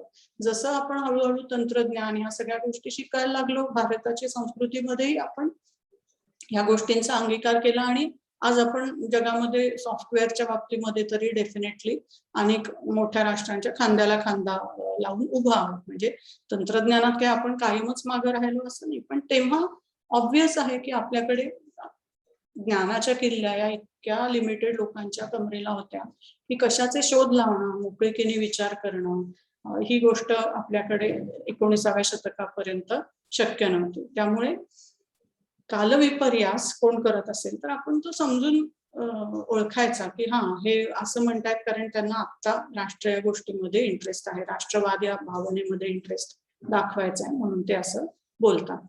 ओके, पटलं का? हो, येस मॅम. हो. आणि अक्षय नाही, आशिषची काय शंका होती? आशिष? नाही मॅडम, माझं पण हेच म्हणणं होतं की त्यांनी त्या कारणामुळे त्यांनी असं म्हणलं असेल की मेरी झांसी नहीं दूंगी, म्हणजे दुसरं कुठं नव्हतं. त्यांच्या त्या काळाच्या मर्यादाच होत्या ना. आता आज आपण इथे बसून क्रिकेटच्या मॅचेस बघतो, आणखीन लाईव्ह टीव्हीवरती सगळं बघतो, तेव्हा त्यांना ती हेच नव्हती, त्यांना उपलब्धच नव्हतं हे तंत्रज्ञान. तर कसं काय ते एकमेकांच्या सुखदुःखाशी समरस होणार, कसं त्यांना वाटणार की हा सगळ्याच्या सगळा देश हा आपलाच आहे. आता वाटू नाही शकत, म्हणजे तेव्हा त्यांना वाटू शकत नव्हतं. आता आपल्याला ते समजायला लागलं की काश्मीर ते कन्याकुमारी, अमुक ते तमुक हे सगळे आपण एकच आहोत वगैरे. ओके, आता इथे आणखीन मला पुढं जायचंय की इतिहासाची कार्य काय आहेत, कशासाठी आपण इतिहास शिकतो. तर ही काही मी मुद्दे जे मला जाणवले ते नोंदवले, पण आणखीनही काही मुद्दे असतील तर ते जरूर तुम्ही सांगू शकता. पहिली गोष्ट म्हणजे आपल्याला अतिशय आनंददायी असा इतिहासाचा अभ्यास असू शकतो की अरे वा काय सुंदर कविता केल्यात त्या गाहा सप्तसईमध्ये. मी परवाच गाहा सप्तसई म्हणजे प्राकृत मधला तो ग्रंथ आहे याचा असेल म्हणजे आपण ज्या महाराष्ट्रामध्ये राहतो तिथं हाल सातवाहनाची गाथा सप्तशती असं जरी त्यांनी नाव दिलं असेल तरी ती गाहा सप्तसई आहे. आणि त्याच्यामधले इतके सुंदर श्लोक आहेत काही काही. एक सेकंद जस्ट मी मिळतोय का बघते.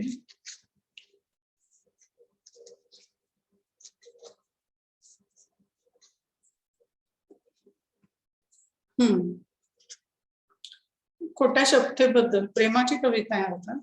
तर ती एक एक प्रियकर आणि प्रेयसी एकमेकांशी कसं वागतायत याचं वर्णन तो सातवाहन करतो. आणि बाष्पोगभृत गंडाधर या भणितम विलक्ष सहनशीलया अद्यापिकी मृष्यते शपथावस्थाम गतम प्रेम. म्हणजे तिचे गाल आणि ओठ अश्रूंनी ओलेचिंब झाले होते आणि ती उद्वेगाने असं म्हणाली की आपलं प्रेम आता शपथ घेण्याच्या अवस्थेला येण्या इतकं क्षीण झालंय, आता मी कशाला रागवू. म्हणजे तिला असं हे आलं की आता शपथ घेऊन तुझा काही विश्वास तरी बसणार आहे का, किंवा विश्वास बसला तरी तू तसं वागणारेच थोडाच, मग शपथ कशासाठी घ्यायची. तर असे अनेक म्हणजे प्रेमाच्या कविता आहेत. दुसरी सुंदर निसर्गाबद्दलच्या कविता आहेत. तूर, काकड्या वगैरे, कापूस वगैरे धान्यांबद्दलच्या कविता आहेत, त्या एकत्र केलेल्या गाथा आहेत. तर ग्लोरी ऑफ द पास्ट म्हणजे इतिहासाच्या अध्ययनाने किंवा ऐतिहासिक साधनांच्या अभ्यासाच्या जोरावरती आपल्याला इतकी सुंदर संस्कृती आपल्या इथे होऊन गेली, काय काय लोक करत होते, कसं जगत होते, काय पिकं काढत होते, त्यांच्यामध्ये कशा प्रेमाच्या भावना होत्या, भांडणं कशी व्हायची, हे सगळं समजू शकतं. तर इतिहास शिकणं हे निश्चितपणे अतिशय आनंददायी आणि अतिशय अभिमान वाटावी अशी गोष्ट असूच शकते. हा एक इतिहासाचं कार्य असू शकतो. हा, कोणाला काय बोलायचंय? हर्षदा? नाही. दुसरं म्हणजे मिस्टेक्स फ्रॉम द पास्ट. काही काही गोष्टी होत्या त्या चुकत गेल्या. आपण एकमेकांचे गळे धरले, एकमेकांशी वाईट वागलो, आपण एकमेकांना अन्याय अत्याचार केले. स्त्रिया, दलित आणि अनेक प्रकारचे लोक. आता सुद्धा शहरी लोकांचा वरचष्मा असतो आणि ग्रामीण लोकांच्या वरती फार तितकं लक्ष दिलं जात नाही. मध्यंतरी बाबा आढावांनी असं आंदोलन केलं की पुण्याच्या भोवताला जो रिंग रोड जातो, जेव्हा पुण्यामधल्या शहरामधल्या एखादरी बारक्याशा वस्तीमधनं जर रस्ता किंवा मेट्रो न्यायचा असेल तर ते काय करतात, ओव्हरहेड उंच उंच खांब हे करतात किंवा बोगद्यामधनं तो रस्ता काढायचा प्रयत्न करतात की जेणेकरून इथल्या राहणाऱ्या लोकांना त्यांच्या ऑफिसेसना धक्का लागू नये.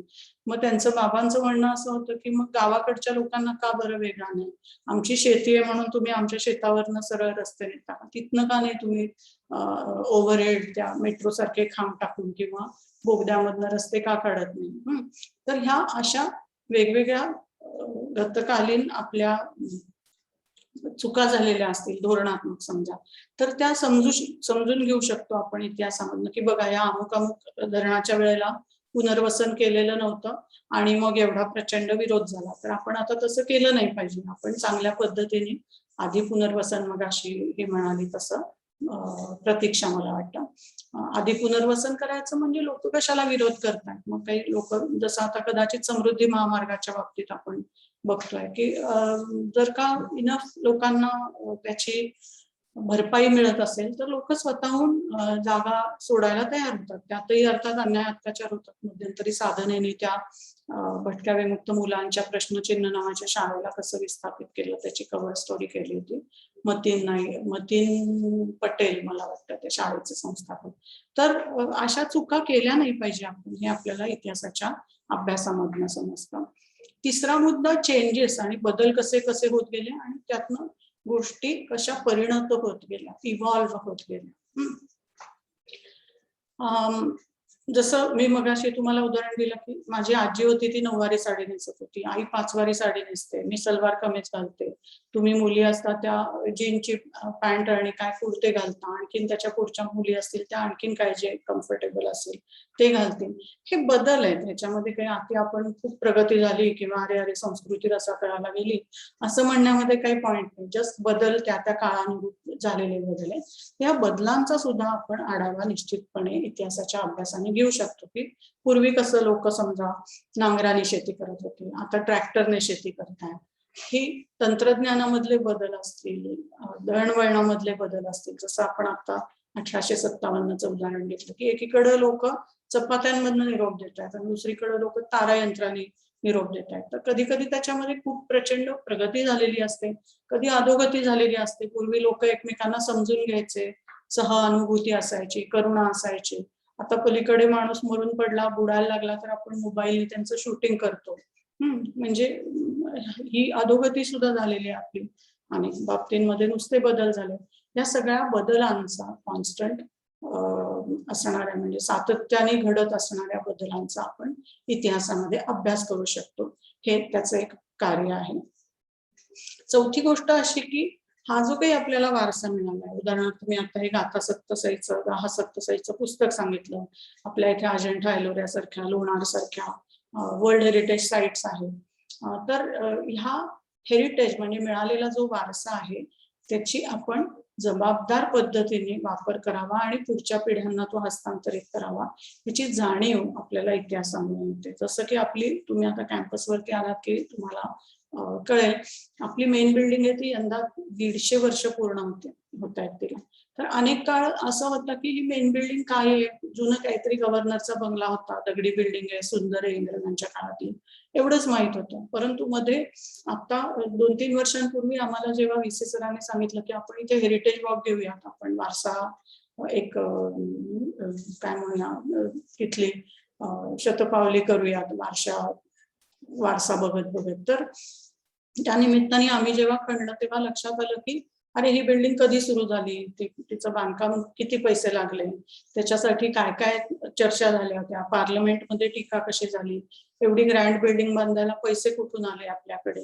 या सगळ्याचा इतिहास हा अतिशय मनोरंजक होता. आणि त्यामुळे आता ज्या वेळेला आम्ही त्या मेन बिल्डिंग मध्ये जातो त्या वेळेला आम्हाला विशेष आनंद होतो की अरे हे आपल्याला फीचर माहितीये, हे माहितीये. आणि आपल्याला त्या बिल्डिंगच्या वारशाबद्दल एक रास्त अभिमानही वाटतो. आणि हेही कळतं आपल्याला की पुढच्या पिढ्यांपर्यंत ही पोचली पाहिजे. उगाच तिथं काही पण कसे पण रंग दिले, चित्र लावले, काही केलंय असं न करता योग्य पद्धतीने पुढच्या पिढ्यांपर्यंत ती पोचावी, हे इतिहासामुळे आम्हाला समजायला मदत झाली. 5वा भाग, इतिहास ही एक प्रकारची थेरपी असते. कशी थेरपी असते तर आता उदाहरणार्थ मला जर कोणी सांगितलं की तुझ्या आधीच्या 4-5 पिढ्यांमध्ये बायकांना नुसती मुलं जन्माला घालणं, घरामध्ये स्वयंपाक करणं आणि पैसे न घेता सर्व प्रकारची सेवा पुरवणं, कोण आजारी असेल त्याची शुश्रूषा करणं, ही कामं करायला लागत होती. आणि आता तू मात्र बघ कशी व्यवस्थित प्राध्यापक झालेस, घरामध्ये फार काही काम पडत नाही तुला, तुझ्या कर्तृत्वाचं कौतुक होतं, लोक अप्रिशिएट करतात. हे मी जेव्हा ऐकेन, वाचेन, समजेल मला, तेव्हा मला एका अर्थाने थेरपी मिळते. एका अर्थाने ती उपचार किंवा शुश्रूषा असते, आपल्या मनावरती फुंकर असते. की भले आता मला वाटत असेल की अरे यार किती मला काम पडतंय डिपार्टमेंटला, पण असं एकदा का इतिहासाचा आपण अभ्यास केला की कळतं की आपली जी आजी होती, आपली जी आजी सासू होती, मावशी होती, त्यांच्या मनाने आपलं खूपच बरं चाललं. ही एक प्रकारची थेरपी असते. एक प्रकारे इतिहास आपल्याला मदत करत असते. रणजित म्हणतो history helps us to make geopolitical, social, cultural decisions.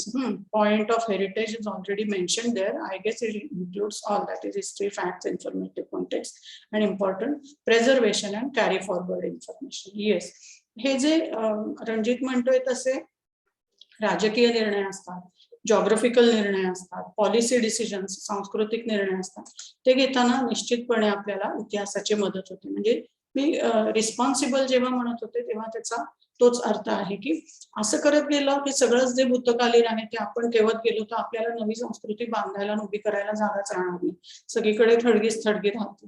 त्यामुळे तितकंही आपल्याला इतिहासाचं फेटिश करणं, इतिहासाच्या बाबतीत एकदम त्याला घट्ट धरून ठेवणं योग्य नाही. पण ज्या काही गोष्टी आहेत, जो एक वारसा आपल्याला इतिहासात म्हणजे गतकालीन वारसा मिळालाय, तो आपण जबाबदार पद्धतीने जपला तर निश्चितपणे आपल्याला मदत होऊ शकते इतिहासाची. म्हणजे आता उदाहरण द्यायचं झालं तर माझ्या आधीच्या पिढीमध्ये बायकांना मासिक पाळी यायची तेव्हा तर 3 दिवस बाहेर बसायच्या, घराच्या बाहेर म्हणजे कुठेतरी कोपऱ्यात त्यांना बसवलं जायचं. हा वारसा आहे. असं म्हणून मी उद्याला तसंच करायला सुरुवात केली तर ते बरं पडेल का मला? तर नाही बरं पडणार. मग लोक म्हणतील बाई तुम्ही 4 दिवस ऑफिसमध्ये रजा टाकणार का? हा, किंवा घरी मला जे काही रोज माझं काम असतंय ते मला न करता नुसतं 4 दिवस बाजूला बसावं लागेल. तर वारसा कुठला मिळालाय, कसला मिळालाय आणि आज त्याचा संदर्भ काय आहे हे मला कधी कळतं जेव्हा मी इतिहासाचा सजगपणे डोळे उघडे ठेवून अभ्यास करते तेव्हा. माझ्या मागच्या पिढ्यांमध्ये खालच्या मानल्या गेलेल्या जातींवर अन्याय करण्याची परंपरा होती. म्हणजे समजा आजोळी असेल माझ्या की त्यांना जे खालच्या जातीतले वाटायचे अशा जातीमधले लोक कामगार जर घरी आले काम केलं त्यांनी तर त्यांना असे वरून पैसे टाकले जायचे आणि ते त्यांची मजुरी घ्यायचे आणि जायचे. ही एक ऐतिहासिक माझ्या जातीय जे काही स्थान आहे त्याच्यामुळे मला मिळालेली वारशाची गोष्ट आहे. मग मी ती तशीच कंटिन्यू करायची का? तर अजिबात करायची नाही. म्हणजे इतिहास हा आपल्याला हे सांगतो की विवेचक पद्धतीने काय गोष्टी कंटिन्यू करायला हव्या, काय गोष्टी डिस्कंटिन्यू करायला हव्या. विवेचक विच म्हणजे वेगळं करणे. यातली ही जी आहे जातीय हिंसेची गोष्ट, अतिशय दुसऱ्याशी श्रेष्ठत्वाच्या अहंकारामधनं वागण्याची गोष्ट ही टाकूनच दिली पाहिजे. आणि जी दुसरी गोष्ट आहे समजा मासिक पाळी येत असताना बाईला 4 दिवस लांबच बसवलं पाहिजे, ही पण अतिशय मूर्खपणाची आणि घृणास्पद गोष्ट आहे, ती पण टाकून दिली पाहिजे. मग कुठली गोष्ट आहे जी कदाचित माझ्या वारशामधनं मला मिळाली आणि ती चांगली आहे, तर त्याच काळामधलं उदाहरण देते. एकच सेकंद, मला एक फोन आलाय आणि तो मला घ्यायला लागणार आहे. Sorry.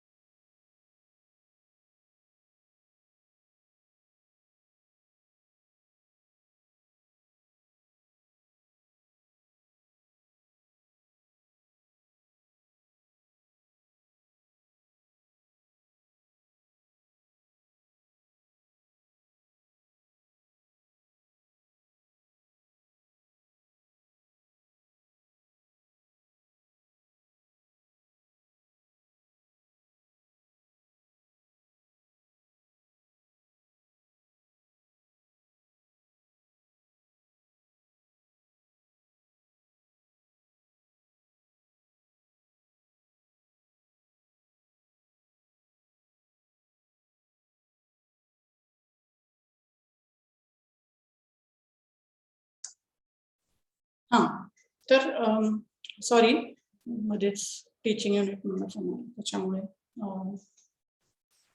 Responsible use of heritage. कुठल्या गोष्टी घ्यायच्या आणि कुठल्या गोष्टी जरी वारशाने आपल्याकडे आलेल्या असतील तरी सोडून द्यायच्या, विसरून जायचं, टाकून द्यायच्या, त्याग करायचा, हे विवेचन करण्याची, डिस्क्रिशन दाखवण्याची जबाबदारी आपली असते. म्हणून रिस्पॉन्सिबल असा शब्द वापरला. त्यामुळे रणजितने मांडलेला मुद्दा अगदी बरोबर आहे की इथून पुढे वागताना मी कुठल्या संस्कृतीची धारा ही पुढे न्यायची आहे आणि कुठल्या गोष्टी ह्या आता त्याज्य आहेत असं म्हणून सोडून दिल्या पाहिजे, हे आपल्याला ठरवण्यासाठी इतिहास आणि आपली विवेचक बुद्धी, आपली सत असत विवेचक बुद्धी, सत असत विवेक करण्याची बुद्धी ही आपल्याला मदत करत असते. सत काय आहे आणि असत काय आहे, खरं काय आहे आणि खोटं काय आहे, काय असायला हवं काय असायला नको, त्याच्यामध्ये विवेचन करणारी, फरक करणारी बुद्धी आपल्याला असते आणि ती आपण वापरतो.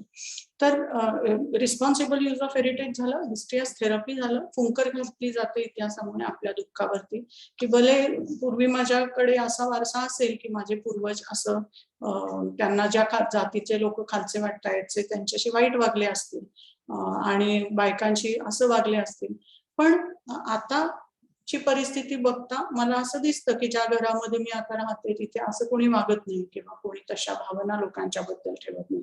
त्यामुळे हा इतिहास बघितला की आजचे दिवस बरे आहेत असं मला थेरपी सारखा त्याचा उपयोग होतो. फुंकर येते ती माझ्या दुःखावर. किंवा मोठ्या इतिहासाच्या बाबतीत जरी आपण बघितलं देशाच्या इतिहासामध्ये तरी असंच आहे की गावगाड्यामध्ये आपल्याला माहितीये की लोक जातीय अत्याचार करायचे. म्हणजे डॉक्टर आंबेडकरांनी त्यांच्या आठवणीत लिहिलं की पाण्याच्या घडा भरून कोणीतरी पाणी देईल ह्याच्यासाठी त्यांना अनेक तास तिथं तिष्ठत राहावं लागलं, विहिरीमध्ये पाणी समोर दिसत असताना सुद्धा. पण आजची परिस्थिती आपल्याला माहितीये की एक गाव एक पाणवठा सारख्या चळवळी झालेल्या आहेत आणि आपण निदान महाराष्ट्रात खास करून आमच्या पश्चिम महाराष्ट्रामध्ये तर परिस्थिती खूपच जास्त बरी आहे असं आपल्याला म्हणता येतं. सर्वत्र तसं झालंय, ऑलवेल आहे असं नाही, पण ती एक आपल्याला फुंकर देतं की हा हे शक्य आहे बाबा, इथे असं घडणं शक्य आहे. ज्योतिराव फुल्यांनी इथेच मुलींना शाळा सुरू केली स्त्री शूद्रांसाठी, असं त्यांचा शब्द आहे, स्त्री शूद्रांसाठी. त्यांनी शिक्षणाची दारं उघडून दिली आणि आज आपण अशा स्थितीला आलेलो आहे की एकूण परिस्थितीमध्ये आपल्याला विकास स्वतःच्या क्षमतांचा करून घेण्याच्या वाटा तरी मोकळ्याचा. हा इतिहास जेव्हा आपल्याला समजतो तेव्हा आजच्या दुःखावरती फुंकर पडते. म्हणजे कधी कधी हेही होतं आपल्याला की लोक म्हणतात, काय तुम्ही घरी चकल्या करत नाही, चिवडा करत नाही, करंजी करत नाही, काय त्या विद्यापीठामध्ये जाऊन तुम्हाला मिळणार आहे. तर हे बोलणं जेव्हा आपल्याला असं वाटतं की अरे ह्याला काय करायचंय या माणसाला किंवा बाईला, तर तेव्हा आपल्याला कळतं की हा बरोबर आहे, आपल्या आधीच्या पिढ्यांमध्ये या अपेक्षा होत्या. आज आपल्याकडनं कोण तशा अपेक्षा करत नाही, त्याचीच आपल्याला एका अर्थाने फुंकर मिळते. आणि finally history as a means to understand how we have become what we have become. इतिहास आपल्याला समजायला मदत करतो. अंडरस्टँडिंग फेर्स्टे हे ना असं त्याला म्हणतात की आकलन, जग म्हणजे नक्की काय आहे, माणसं म्हणजे काय असतात, समाज म्हणजे काय असतं, आपण आज हे जे असे कपडे घालतो, असं जे अन्न खातो, याला का अर्थ आहे, ह्या सगळ्या गोष्टी कशा बनत गेल्या, कशा रचल्या गेल्या, कशा घडत गेल्या, हे समजावून सांगणारा विषय म्हणजे इतिहास आहे. असे अनेक विषय आहेत जे आपल्याला समजावून सांगतात, पण इतिहास हा सुद्धा असा माणसाची आतापर्यंतची गोष्ट कशी घडत गेली, काय काय करत गेला माणूस, राष्ट्र कसं काय करत गेलं, बायका कशा जगत होत्या, शहरी लोक कसे जगत होते, आणखी लग्न झालेले लोक, हेट्रोसेक्शुअल लोक, गे लोक कसं राहत होते, हिजड्यांची काय संस्कृती होती, ह्या सगळ्या गोष्टींचा आपल्याला अंदाज येण्यासाठी इतिहासाची मदत होते. अंदाज म्हणजे अंडरस्टँडिंग म्हणायचं, मला अंदाज नाही म्हणायचं, या सगळ्या गोष्टींचं आकलन होण्यासाठी इतिहासाची मदत होते. त्यामुळे इतिहासाची फंक्शन्स काय आहेत, कार्य काय आहेत असं कोणी विचारलं तर ह्या अनेक गोष्टी आपल्याला सांगता येतील. त्यातही आणखीन मी म्हणेन की तुम्हालाही नव्या काही गोष्टी सुचत असतील तर त्या जरूर सांगा. आणखीन काय इतिहासाची फंक्शन्स असू शकतात, कार्य, इतिहासाने काय होतं.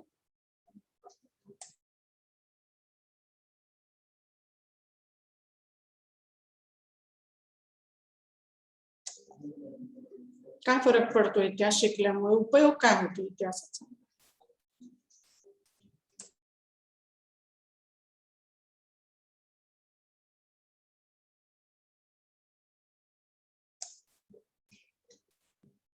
अवघड प्रश्न विचारला का.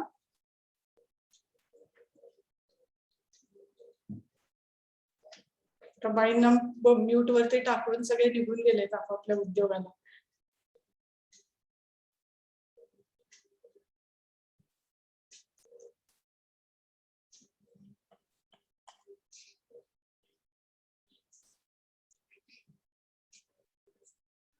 नाही मॅम, कुणी म्यूटवर गेलेलं नाहीये. But the common history between the two nations can be used as a soft power while dealing or while making policies for the international relations, diplomacies. Yes.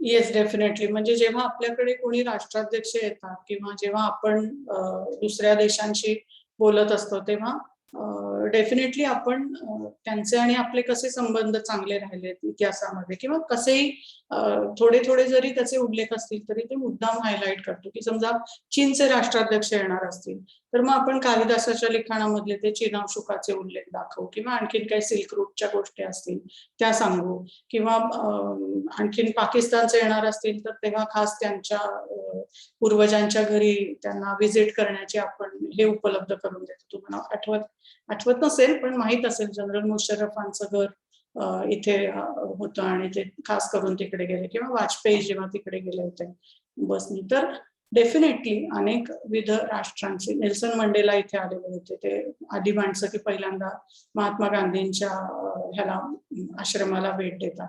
ह्याचं कारणच हे आहे, अगदी बरोबर मुद्दा सांगितला रणजित तू, की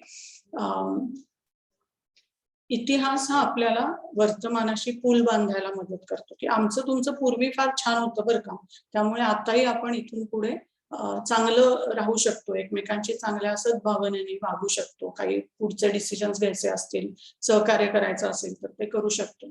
हे गतकालाचे दाखले देऊन वर्तमानामधल्या जगण्याला आपल्या आपण दिशा देऊ शकतो. अगदी बरोबर. थँक्यू मंजू. अजून कोणाला काय इतिहासाची फंक्शन्स वाटतात का? काही उपयोग कशाला इतिहास शिकायचा? Ma'am, by understanding past and understanding history, we can increase our perspective and mastery over the uh, present time period and present society. हो, अगदी बरोबर आहे. म्हणजे गतकाळ माहिती असेल तर वर्तमानामध्ये कसं वागावं, कसं समजून घ्यावं याची पकड आपल्याला जास्ती चांगल्या पद्धतीने मजबूत करता येते, की अमुक एक व्यक्ती किंवा अमुक एक समाज, अमुक एक माणसं, अमुक एक प्रदेशातले लोक हे असं का वागतायत, त्यांच्या खाण्यापिण्याच्या काय सवयी आहेत, त्यांच्या प्रथा परंपरा काय आहेत, समजुती काय आहेत, हे जर आपल्याला कळलं नाही तर अतिशय अवघड जातं. म्हणजे उदाहरण द्यायचं झालं तर आपल्या इथे राधिका सेशन म्हणून मॅडम होते, त्यांचा या विषयावरती रिसर्च होता, टेक्सटाईल्स आणि नॉलेज नेटवर्क. म्हणजे जेव्हा भारतामध्ये गुजरातच्या प्रदेशामध्ये ब्लॉक प्रिंटिंग ज्याला म्हणतो ना आपण, म्हणजे आय डोंट नो, हे पण ब्लॉकच प्रिंटिंग आहे माझ्या ड्रेसवरच. पण आता इथनं तुम्हाला ड्रेस दिसणार आहे, हे जे प्रिंट दिसतंय तुम्हाला ड्रेसवरती आलेलं, त्याचे असे छप्पे छप्पे पाडून त्याचं प्रिंटिंग केलेलं असतं. तर ह्या ब्लॉक प्रिंटिंगच्या सहाय्याने भारतामध्ये कापड हे उत्तम प्रकारचं रंगवून हे केलं जायचं, काय म्हणायचं, तयार केलं जायचं आणि ते नंतर जहाजांमधनं वेगवेगळ्या ठिकाणी पाठवलं जायचं.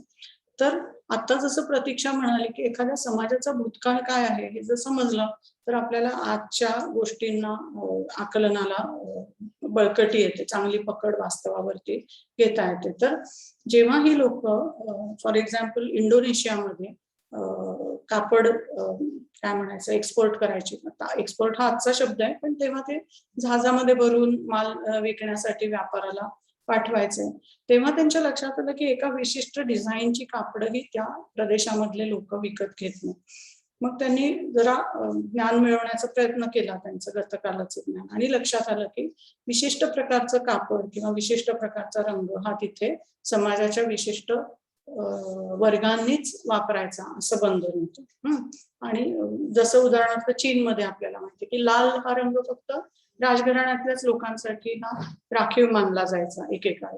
त्यामुळे लाल कपडा जर तुम्ही तिथे चीनमध्ये खूप पाठवलात तर लोक घेणारच नाहीत विकत, कारण की त्यांना आपली आपली मान जागेवरती हवी असते प्रत्येकाला. त्यामुळे लाल रंग तिथे विकला जाणार नाही. तसं या इंडोनेशियाच्या व्यापारामध्ये एका विशिष्ट डिझाईनचे काठाचे कपडे विकले जायचे नाही. आणि जेव्हा या व्यापाऱ्यांनी तिथला गतकाळ समजून घेतला की हा या परंपरेमुळे असे असे कपडे इथं विकले जाणार नाहीत, तेव्हा त्यांनी त्यांच्या व्यापारामध्ये म्हणजे कापड बनवण्याच्या ह्याच्यामध्ये अर्थात डिझाईन मध्ये फरक केला आणि वेगळ्या पद्धतीची डिझाईन केली. त्याच्यामुळे yes Shivam, I have discussed all the points but just wanted to continue the discussion so that people also get a chance to speak. Thanks. तर हे जे ज्ञान आहे वर्तमानाचं आणि दुसऱ्याच्या गतकालाचं ते सुद्धा समजून घेणं हे आजच्या आपल्या व्यापारासाठी, परराष्ट्र धोरणासाठी, आणखीन प्रगतीसाठी अतिशय उपयुक्त ठरू शकतं. त्यामुळे प्रतीक्षा म्हणली तसं त्याचं ज्ञान करून घेणं दुसऱ्याच्या इतिहासाचं हे आपल्याला फायदेशीर ठरत असतं डेफिनेटली. अजून कोणाला काही बोलायचंय? वेगळा मुद्दा काही मांडायचा आहे? मॅडम बोल तेजस. भूतकाळामध्ये ज्या गोष्टी घडून गेलेल्या आहेत किंवा ज्या चुका माणसाकडून घडलेल्या आहेत, उदाहरणार्थ पहिले महायुद्ध असेल, दुसरे महायुद्ध असेल, तर अशा गोष्टी भविष्यामध्ये पुन्हा होऊ नयेत, त्यामुळे आपण इतिहासाचा अभ्यास करू शकतो. हो, अगदी बरोबर आहे. म्हणजे हा आपला दुसरा मुद्दा होताच की मिस्टेक्स फ्रॉम द पास्ट, की युद्ध असेल, अणूचा संहारासाठी केलेला वापर असेल, जातीय अन्याय अत्याचार असतील, आपल्यापेक्षा वेगळी जीवन पद्धती असलेल्या लोकांना आपण दिलेली क्रूरतेची वागणूक असेल, अनेक गोष्टी चुका असतात, चुकीच्या आपण केलेल्या आहेत आणि त्या आपण पुन्हा रिपीट करू नये हा बोध आपल्याला इतिहासामधनं होतो. अगदी बरोबर.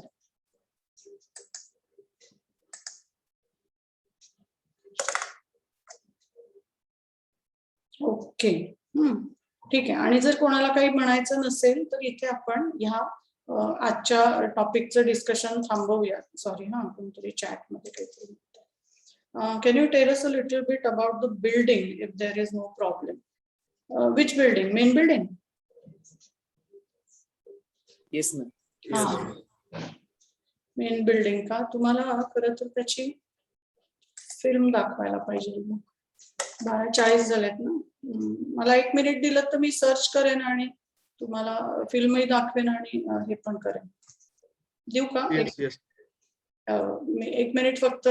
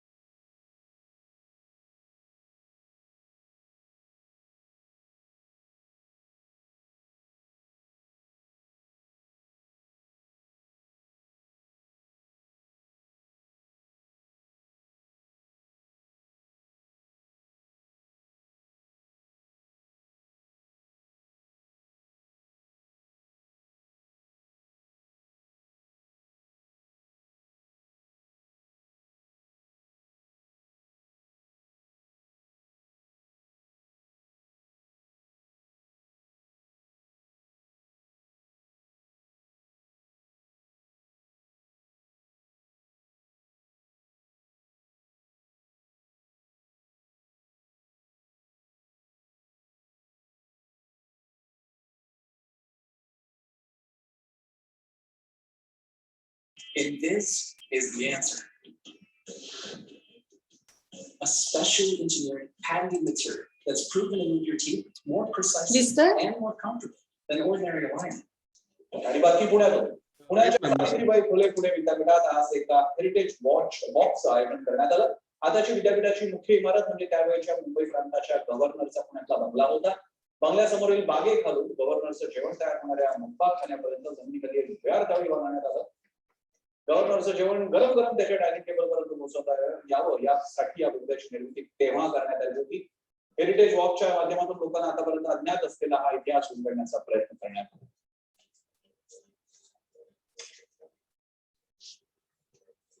पुणे विद्यापीठाची मुख्य इमारत ही ब्रिटिश काळात ब्रिटिश गव्हर्नरचं घर होतं हे जवळपास सगळ्यांनाच ठाऊक असतं. परंतु हे ठाऊक असण्याच्या पाठीमागे खूप मोठा इतिहास दडलाय. मी आता जिथे उभा आहे, ज्या बोगद्यामध्ये मी उभा आहे, तो बोगदा मुख्य इमारतीसमोर जो बगीचा आहे त्या बगीच्याच्या खाली आहे. आणि या ठिकाणी या बोगद्याच्या एका टोकाला ब्रिटिशांच्या गव्हर्नरचा त्या काळातला मुक्कामखाना होता, जिथं गव्हर्नरसाठी जेवण तयार केलं जायचं आणि तिथून हे जेवण मुख्य इमारतीपर्यंत या बोगद्यातून नेलं जायचं. होय, हा बोगदा एवढा मोठा तयार करण्यात आला होता तो ब्रिटिशांच्या गव्हर्नरला गरम जेवण मिळावं यासाठी. हा तो मुक्कामखाना आणि तिथून या बोगद्याला सुरुवात होते आणि हा बोगदा तिथून मुख्य इमारतीपर्यंत जातो. एरवी हा बोगदा फारसा कोणाला पाहायला मिळत नाही, परंतु हेरिटेज वॉकच्या निमित्ताने विद्यापीठाकडून हा बोगदा लोकांना पाहण्यासाठी खुला करण्यात आलाय. आपण इथे पाहू शकतो की या बोगद्याच्या वरच्या बाजूला एक पाईपलाईन आहे, जी त्या काळी ब्रिटिशांनी गरम पाण्यासाठी तयार केली होती. तर खालच्या बाजूला ही जी पाईपलाईन आहे ती गार पाण्यासाठी ब्रिटिशांनी तयार केली होती. 1864 ते 1871 या कालावधीमध्ये आता सावित्रीबाई फुले पुणे विद्यापीठाची जी मुख्य इमारत म्हणून ओळखली जाते त्या इमारतीचं त्यावेळी काम झालं ब्रिटिशांच्या गव्हर्नरला राहण्यासाठी. आणि त्याच काळामध्ये हा बोगदा तयार करण्यात आला. इतिहासाचे अनेक कंगोरे या बोगद्याशी या इमारतीशी जोडले गेलेले आहेत. ते आपण जाणून घेणार आहोत पुणे विद्यापीठाच्या इतिहास विभागातील प्राध्यापिका श्रद्धा कुंभोजकर यांच्याकडून. पण फक्त गरम जेवण मिळावं गव्हर्नर यासाठी हा एवढा मोठा मुद्दा ब्रिटिशांनी त्या काळी तयार केला होता. साहजिकच त्यावेळची ब्रिटिशांची वसाहतकालीन मानसिकता याच्यातून दिसते आपल्याला. त्याचं कारण असं की ज्या लोकांच्या श्रमावरती, भारतीयांच्या श्रमावरती एवढ्या मोठ्या बिल्डिंग आणि एवढे मोठे तासाद आणि पूर्ण त्याचं साम्राज्य उभं होतं, त्यांना मात्र पाहावं किंवा त्यांना काही निश्चयमानाच्या आपल्या आयुष्यामध्ये असावे असं या मानसिकतेमध्ये बसत होतं. त्यामुळे ज्या लोकांनी अन्न बनवलंय ते न दिसता आणि त्यांना आपण आणि आपले नातेवाईक मंडळी किंवा आपल्याकडे आलेले पाहुणे लोक आहेत तर ते आपण ह्या लोकांनी न मिळावं अशा दृष्टीने ब्रिटिशांनी हे मुद्दे त्यांच्या आर्किटेक्चर मध्ये एक फीचर म्हणून समाविष्ट केलेले आपल्याला दिसतात. या काळामध्ये अनेक म्हणजे भारतातल्याच नव्हे तर अमेरिकेतल्या किंवा इतरत्र जिथे त्यांच्या वसाहती होत्या तिथल्या अनेक ठिकाणच्या प्रासादांमध्ये आपल्याला हा सर्वंट शुड बी इनविजिबल हा जो फॅक्टर आहे की लोकांना दिसला नाही पाहिजे, त्याचं काम मात्र आपल्याला मिळालं पाहिजे, हा फॅक्टर आपल्याला नेहमीच. दुसरी एक महत्वाची बाब जी त्यावेळची ब्रिटिशांची मानसिकता दाखवते ती म्हणजे या मुख्य इमारतीला आणि हा बोगदा तयार करण्यासाठी आलेला खर्च. त्या काळी जवळपास 17 ते 18 लाख रुपये यासाठी खर्च आला आणि त्यावेळी पुण्याचा जो महसूल होता तो जवळपास 6 ते 7 लाख होता. म्हणजे पुण्याच्या महसुलाच्या डबल खर्च फक्त गव्हर्नरच्या राहण्याच्या घरावरती खर्च करण्यात आला. आणि त्यामुळेच तत्कालीन जे मुंबई प्रांताचे गव्हर्नर होते सर मार्टिन फ्रेर त्यांच्यावरती खूप मोठ्या प्रमाणामध्ये टिकाणी झाली. भारतातच नव्हे तर इंग्लिश पार्लमेंटमध्ये सुद्धा त्याच्यावरती भरपूर चर्चा झाली आणि परिणामस्वरूप मार्टिन फ्रेर यांना मायदेशी परतावं लागलं. त्यामुळे ज्यांच्या कल्पनेमधून ही बिल्डिंग उभी राहिली खूप हे पण काय म्हणू का वेगळं नाही म्हणून या ठिकाणी हा जो असा बोगदा आहे तर ट्रॉलीच्या साह्याने साहजिकच जेवण त्या काही नेलं असेल. बरोबर. अशा हाताने ओढण्याच्या ज्या व्हील बॅरल आपण म्हणतो तशा स्वरूपाच्या ट्रॉलीज बनला अन्न बरोबर इथे खाली जी बटलर रूम आहे तिथपर्यंत ते आणलं जायचं. किती लांबी किती आहे? साधारणतः 300 फूटची लांबी आहे. म्हणजे तुम्ही पाहता की फार नाही 5-5.5 फूटच आहे आणि उंची त्याची साधारण 8 फूट आहे. या ठिकाणी आणखी काही बांधकाम दिसत आहे जुन्या पद्धतीच्या कडी कोणत्या दिसतात तर याबद्दल काय सांगाल? हे इतकं भक्कम आहे आणि त्याचं कडीकोंड खूपच वैशिष्ट्यपूर्ण आहे. आता आपल्याला असं पाहायला मिळणार त्याला म्हणायचं बटलर्स रूम की ज्या उत्तम पात्रांमध्ये गव्हर्नर आणि त्यांच्या पाहुण्यांना जेवण वाढलं जायचं तर ती पात्र इथे स्टोअर केली जायची. म्हणजे बोनचायना असेल किंवा चांदीची कटलरी असेल आणि अर्थातच त्याची रक्षणाची जबाबदारी सिक्युरिटीची की जो बटलर असेल त्या बिल्डिंगचा त्याच्यावरती असायची. यातला एक थोडा आपण काय म्हणू शकतो प्रासांतिक मानसिकतेचा एक दुसरा आविष्कार म्हणजे बटलरने इथे जिनाखाली झोपावं अशी त्यांची अपेक्षा असायची. म्हणजे आपल्या पूर्वज ज्यांनी आपल्या श्रमाने एवढे मोठे तासात निर्माण केले त्यांच्या कामाच्या कंडिशन्स वर्किंग कंडिशन्स होत्या कशा होत्या आपण बघू शकतो. त्यांना मात्र कुठे एवढे मोठाले तासात उभं करून स्वतःला छोट्याशा जागेमध्ये आणि अशा कोणत्या ठिकाणी राहावं लागायचं. आज एवढी मुलं या सावित्रीबाई फुले पुणे विद्यापीठामध्ये शिक्षण घेत असतात मात्र यांनी या सगळ्यांनी लक्षात ठेवायला हवं की या ठिकाणी जे ते शिकत आहेत तर त्या पाठीमागे त्यांच्या पूर्वजांच्या शोषणाचा खूप मोठा इतिहास दडला आहे. ब्रिटिश काळामध्ये या ठिकाणी ब्रिटिशांची कुटुंब त्यांच्या महिला त्यांचे पाहुणे इथल्या लोकांच्या नजरेस पडू नये यासाठी ही सगळी सोय होती. फक्त गरम जेवण ब्रिटिश गव्हर्नरला मिळावं यासाठी हा सगळा बोगदा बरकी बगीचा आहे या बोगद्याच्या तो तयार करण्यात आला. कॅमेरामन विजयराव समंदार उलजानी एबीपी माझा.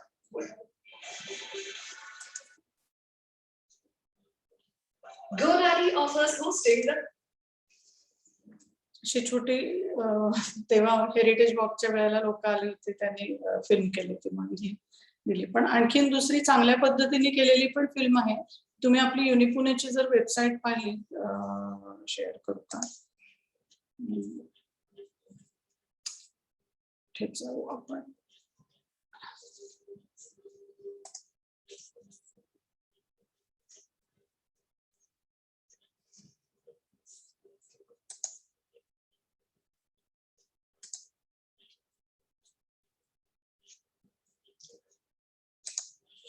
शेअर मध्ये मला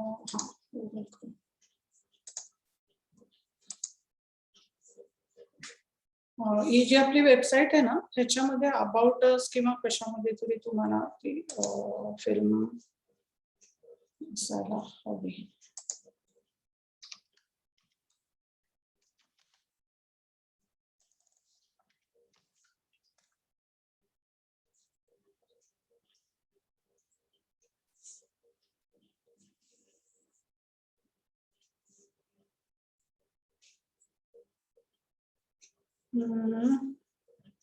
अबाउट द युनिव्हर्सिटी मध्ये कदाचित अबाउट कॅम्पस.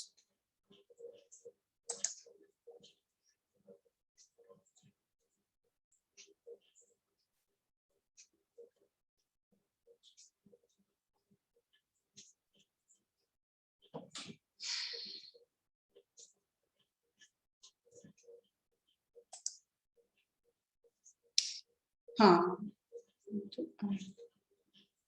इथे नाही. I don't know. आपल्या ह्याच्यावरच कुठेतरी होती ऍक्च्युअली मेन ह्याच्यावरती गुगल मॅप आहे.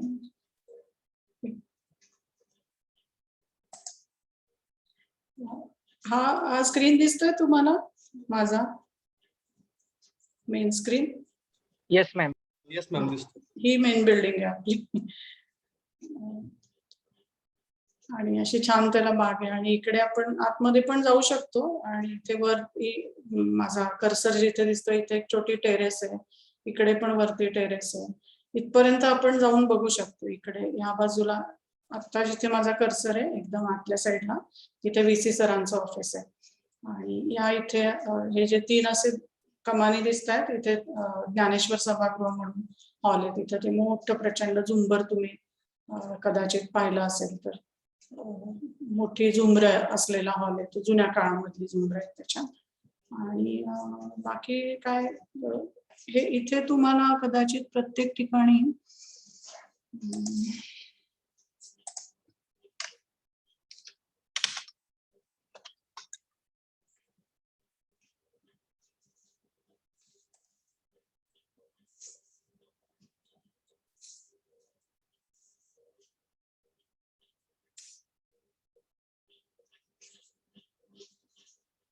अबाउट कॅम्पस मध्ये आहे का ते परत तिथे जाऊ आपण.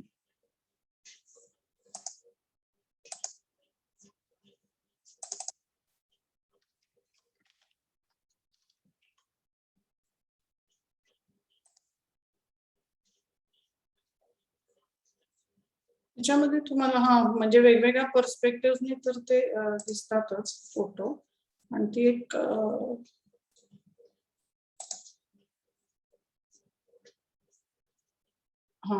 याच्यातनं बाग दिसते जास्त चांगली.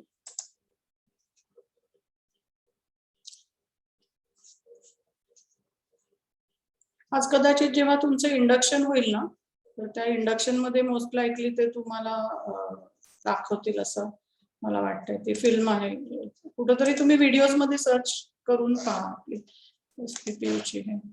इथे ही जी बाग आहे ना ही फुलं दिसतात जेव्हा तुमचं कॉन्व्होकेशन होत असतं त्यावेळेला किंवा फाउंडेशन डेच्या वेळेला असं अनेक ह्याच्यामध्ये ते बागेत खास ती अशी फुलांची रचना करतात. म्हणजे एक ताटवा गुलाबी एक पांढरा असे वेगळ्या वेगळ्या रंगाचं ते फार सुंदर दिसतं. म्हणजे तुम्ही कॅम्पसवरती आलात की तुमच्या हे बघा इथं त्याच बागेमध्ये लाल रंगाचा ताटवा त्या ह्याची मागची बाजू आहे कारंजवाली आणि ही इथे आहे ती मोकळी आहे ती बाग अजून आता किंवा ते वरबिना वगैरे लावलेला असेल काहीतरी असं. म्हणजे मॅम आम्ही जेव्हा येऊ तेव्हा अशी सुविधा तेव्हा असं केलेलं असेल का?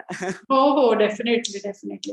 आत्ताच ऍक्च्युअली काल परवा हा जो मी फोटो काढलाय ना हिरवागार आता तुमचा त्याच्यावरचा तो मी 15-20 दिवसांपूर्वी काढलेला आहे पाऊस थांबल्याच्या नंतर. त्यामुळे डेफिनेटली हे आपल्या डिपार्टमेंट पासून अगदी जवळ आहे. वॉकिंग डिस्टन्स 100 मीटर पण नाही आहे आपलं डिपार्टमेंट. त्यामुळे जरूर तुम्ही पहा आणि आज दुपारी जेव्हा तुमचं इंडक्शन होईल ना 3:30 वाजता त्याच्यात होपफुली ते दाखवतील. नाही दाखवले तर मला आठवण करा. उद्याला कोणाचं लेक्चर आहे तुम्हाला? उद्या शुक्रवार म्हणजे दुधभाते सरांचं का? Yes ma'am.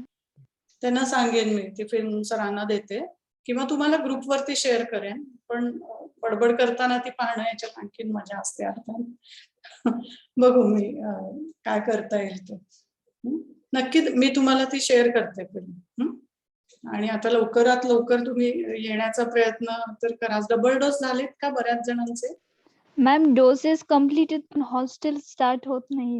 होतील. आता सोमवारपासून आपल्याला दिवाळीच्या जरी सुट्ट्या असतील तरी सुद्धा ते हॉस्टेलची मेरिट लिस्ट लावायचं काम सुरू केलंय त्यांनी. 50% फक्त ते म्हणालेत आता तरी, कारण शासकीय आदेशच आपल्याला तसे. पण म्हणजे मेरिटमध्ये टॉपवरती असलेल्या समजा आपल्या डिपार्टमेंटला 10 मुली आहेत आणि 10 पैकी 5 जागा आपल्याला हॉस्टेलच्या भरता येत आहेत, तर टॉपच्या ज्या 5 मुली आहेत त्यांना डेफिनेटली हॉस्टेल मिळेल असं तुम्ही लक्षात ठेवा. पण त्या लिस्ट कधी लागतील? माझ्या मते दिवाळी नंतरच लागतील, 10-12 नोव्हेंबरच्या आसपास कधीतरी लागतील. पण आय एम होपिंग की अराउंड 1 डिसेंबरला तुम्ही कॅम्पसमध्ये असाल अशी मला आशा आहे. आम्ही पण डोळ्यात प्राण आणून वाट बघतो. इथे जे 2 जण आले बिचारे, एक आदित्य आणि दुसरा कोण बरं आलो होता त्या दिवशी? मॅम मी आलतो. हा तेजस. येस, त्यांना मी एक छोटी गोळी दिलेली आहे, तो मुंह मिठा कराने केली आहे. बघू आता बाकी सगळे याल तेव्हा आपण छान स्वागत करू तुमचं. आणि आम्ही स्वागत करू न करू, कॅम्पस हा अतिशय सुंदर आहे, त्यामुळे तुमचं ऑटोमॅटिक स्वागत होणार. ओके, ठीक आहे. लेक्चर एंड करू. आज जरा बडबड झाली शेवटची 20-25 मिनिटं. ऋषिकेश, आकाश काय म्हणत होता? काय नाही मॅम. ओके, ठीक आहे. थँक्यू मग सगळ्यांना. Thank you ma'am. Bye. Thank you ma'am. Thank you. Thank you ma'am. Thank you ma'am.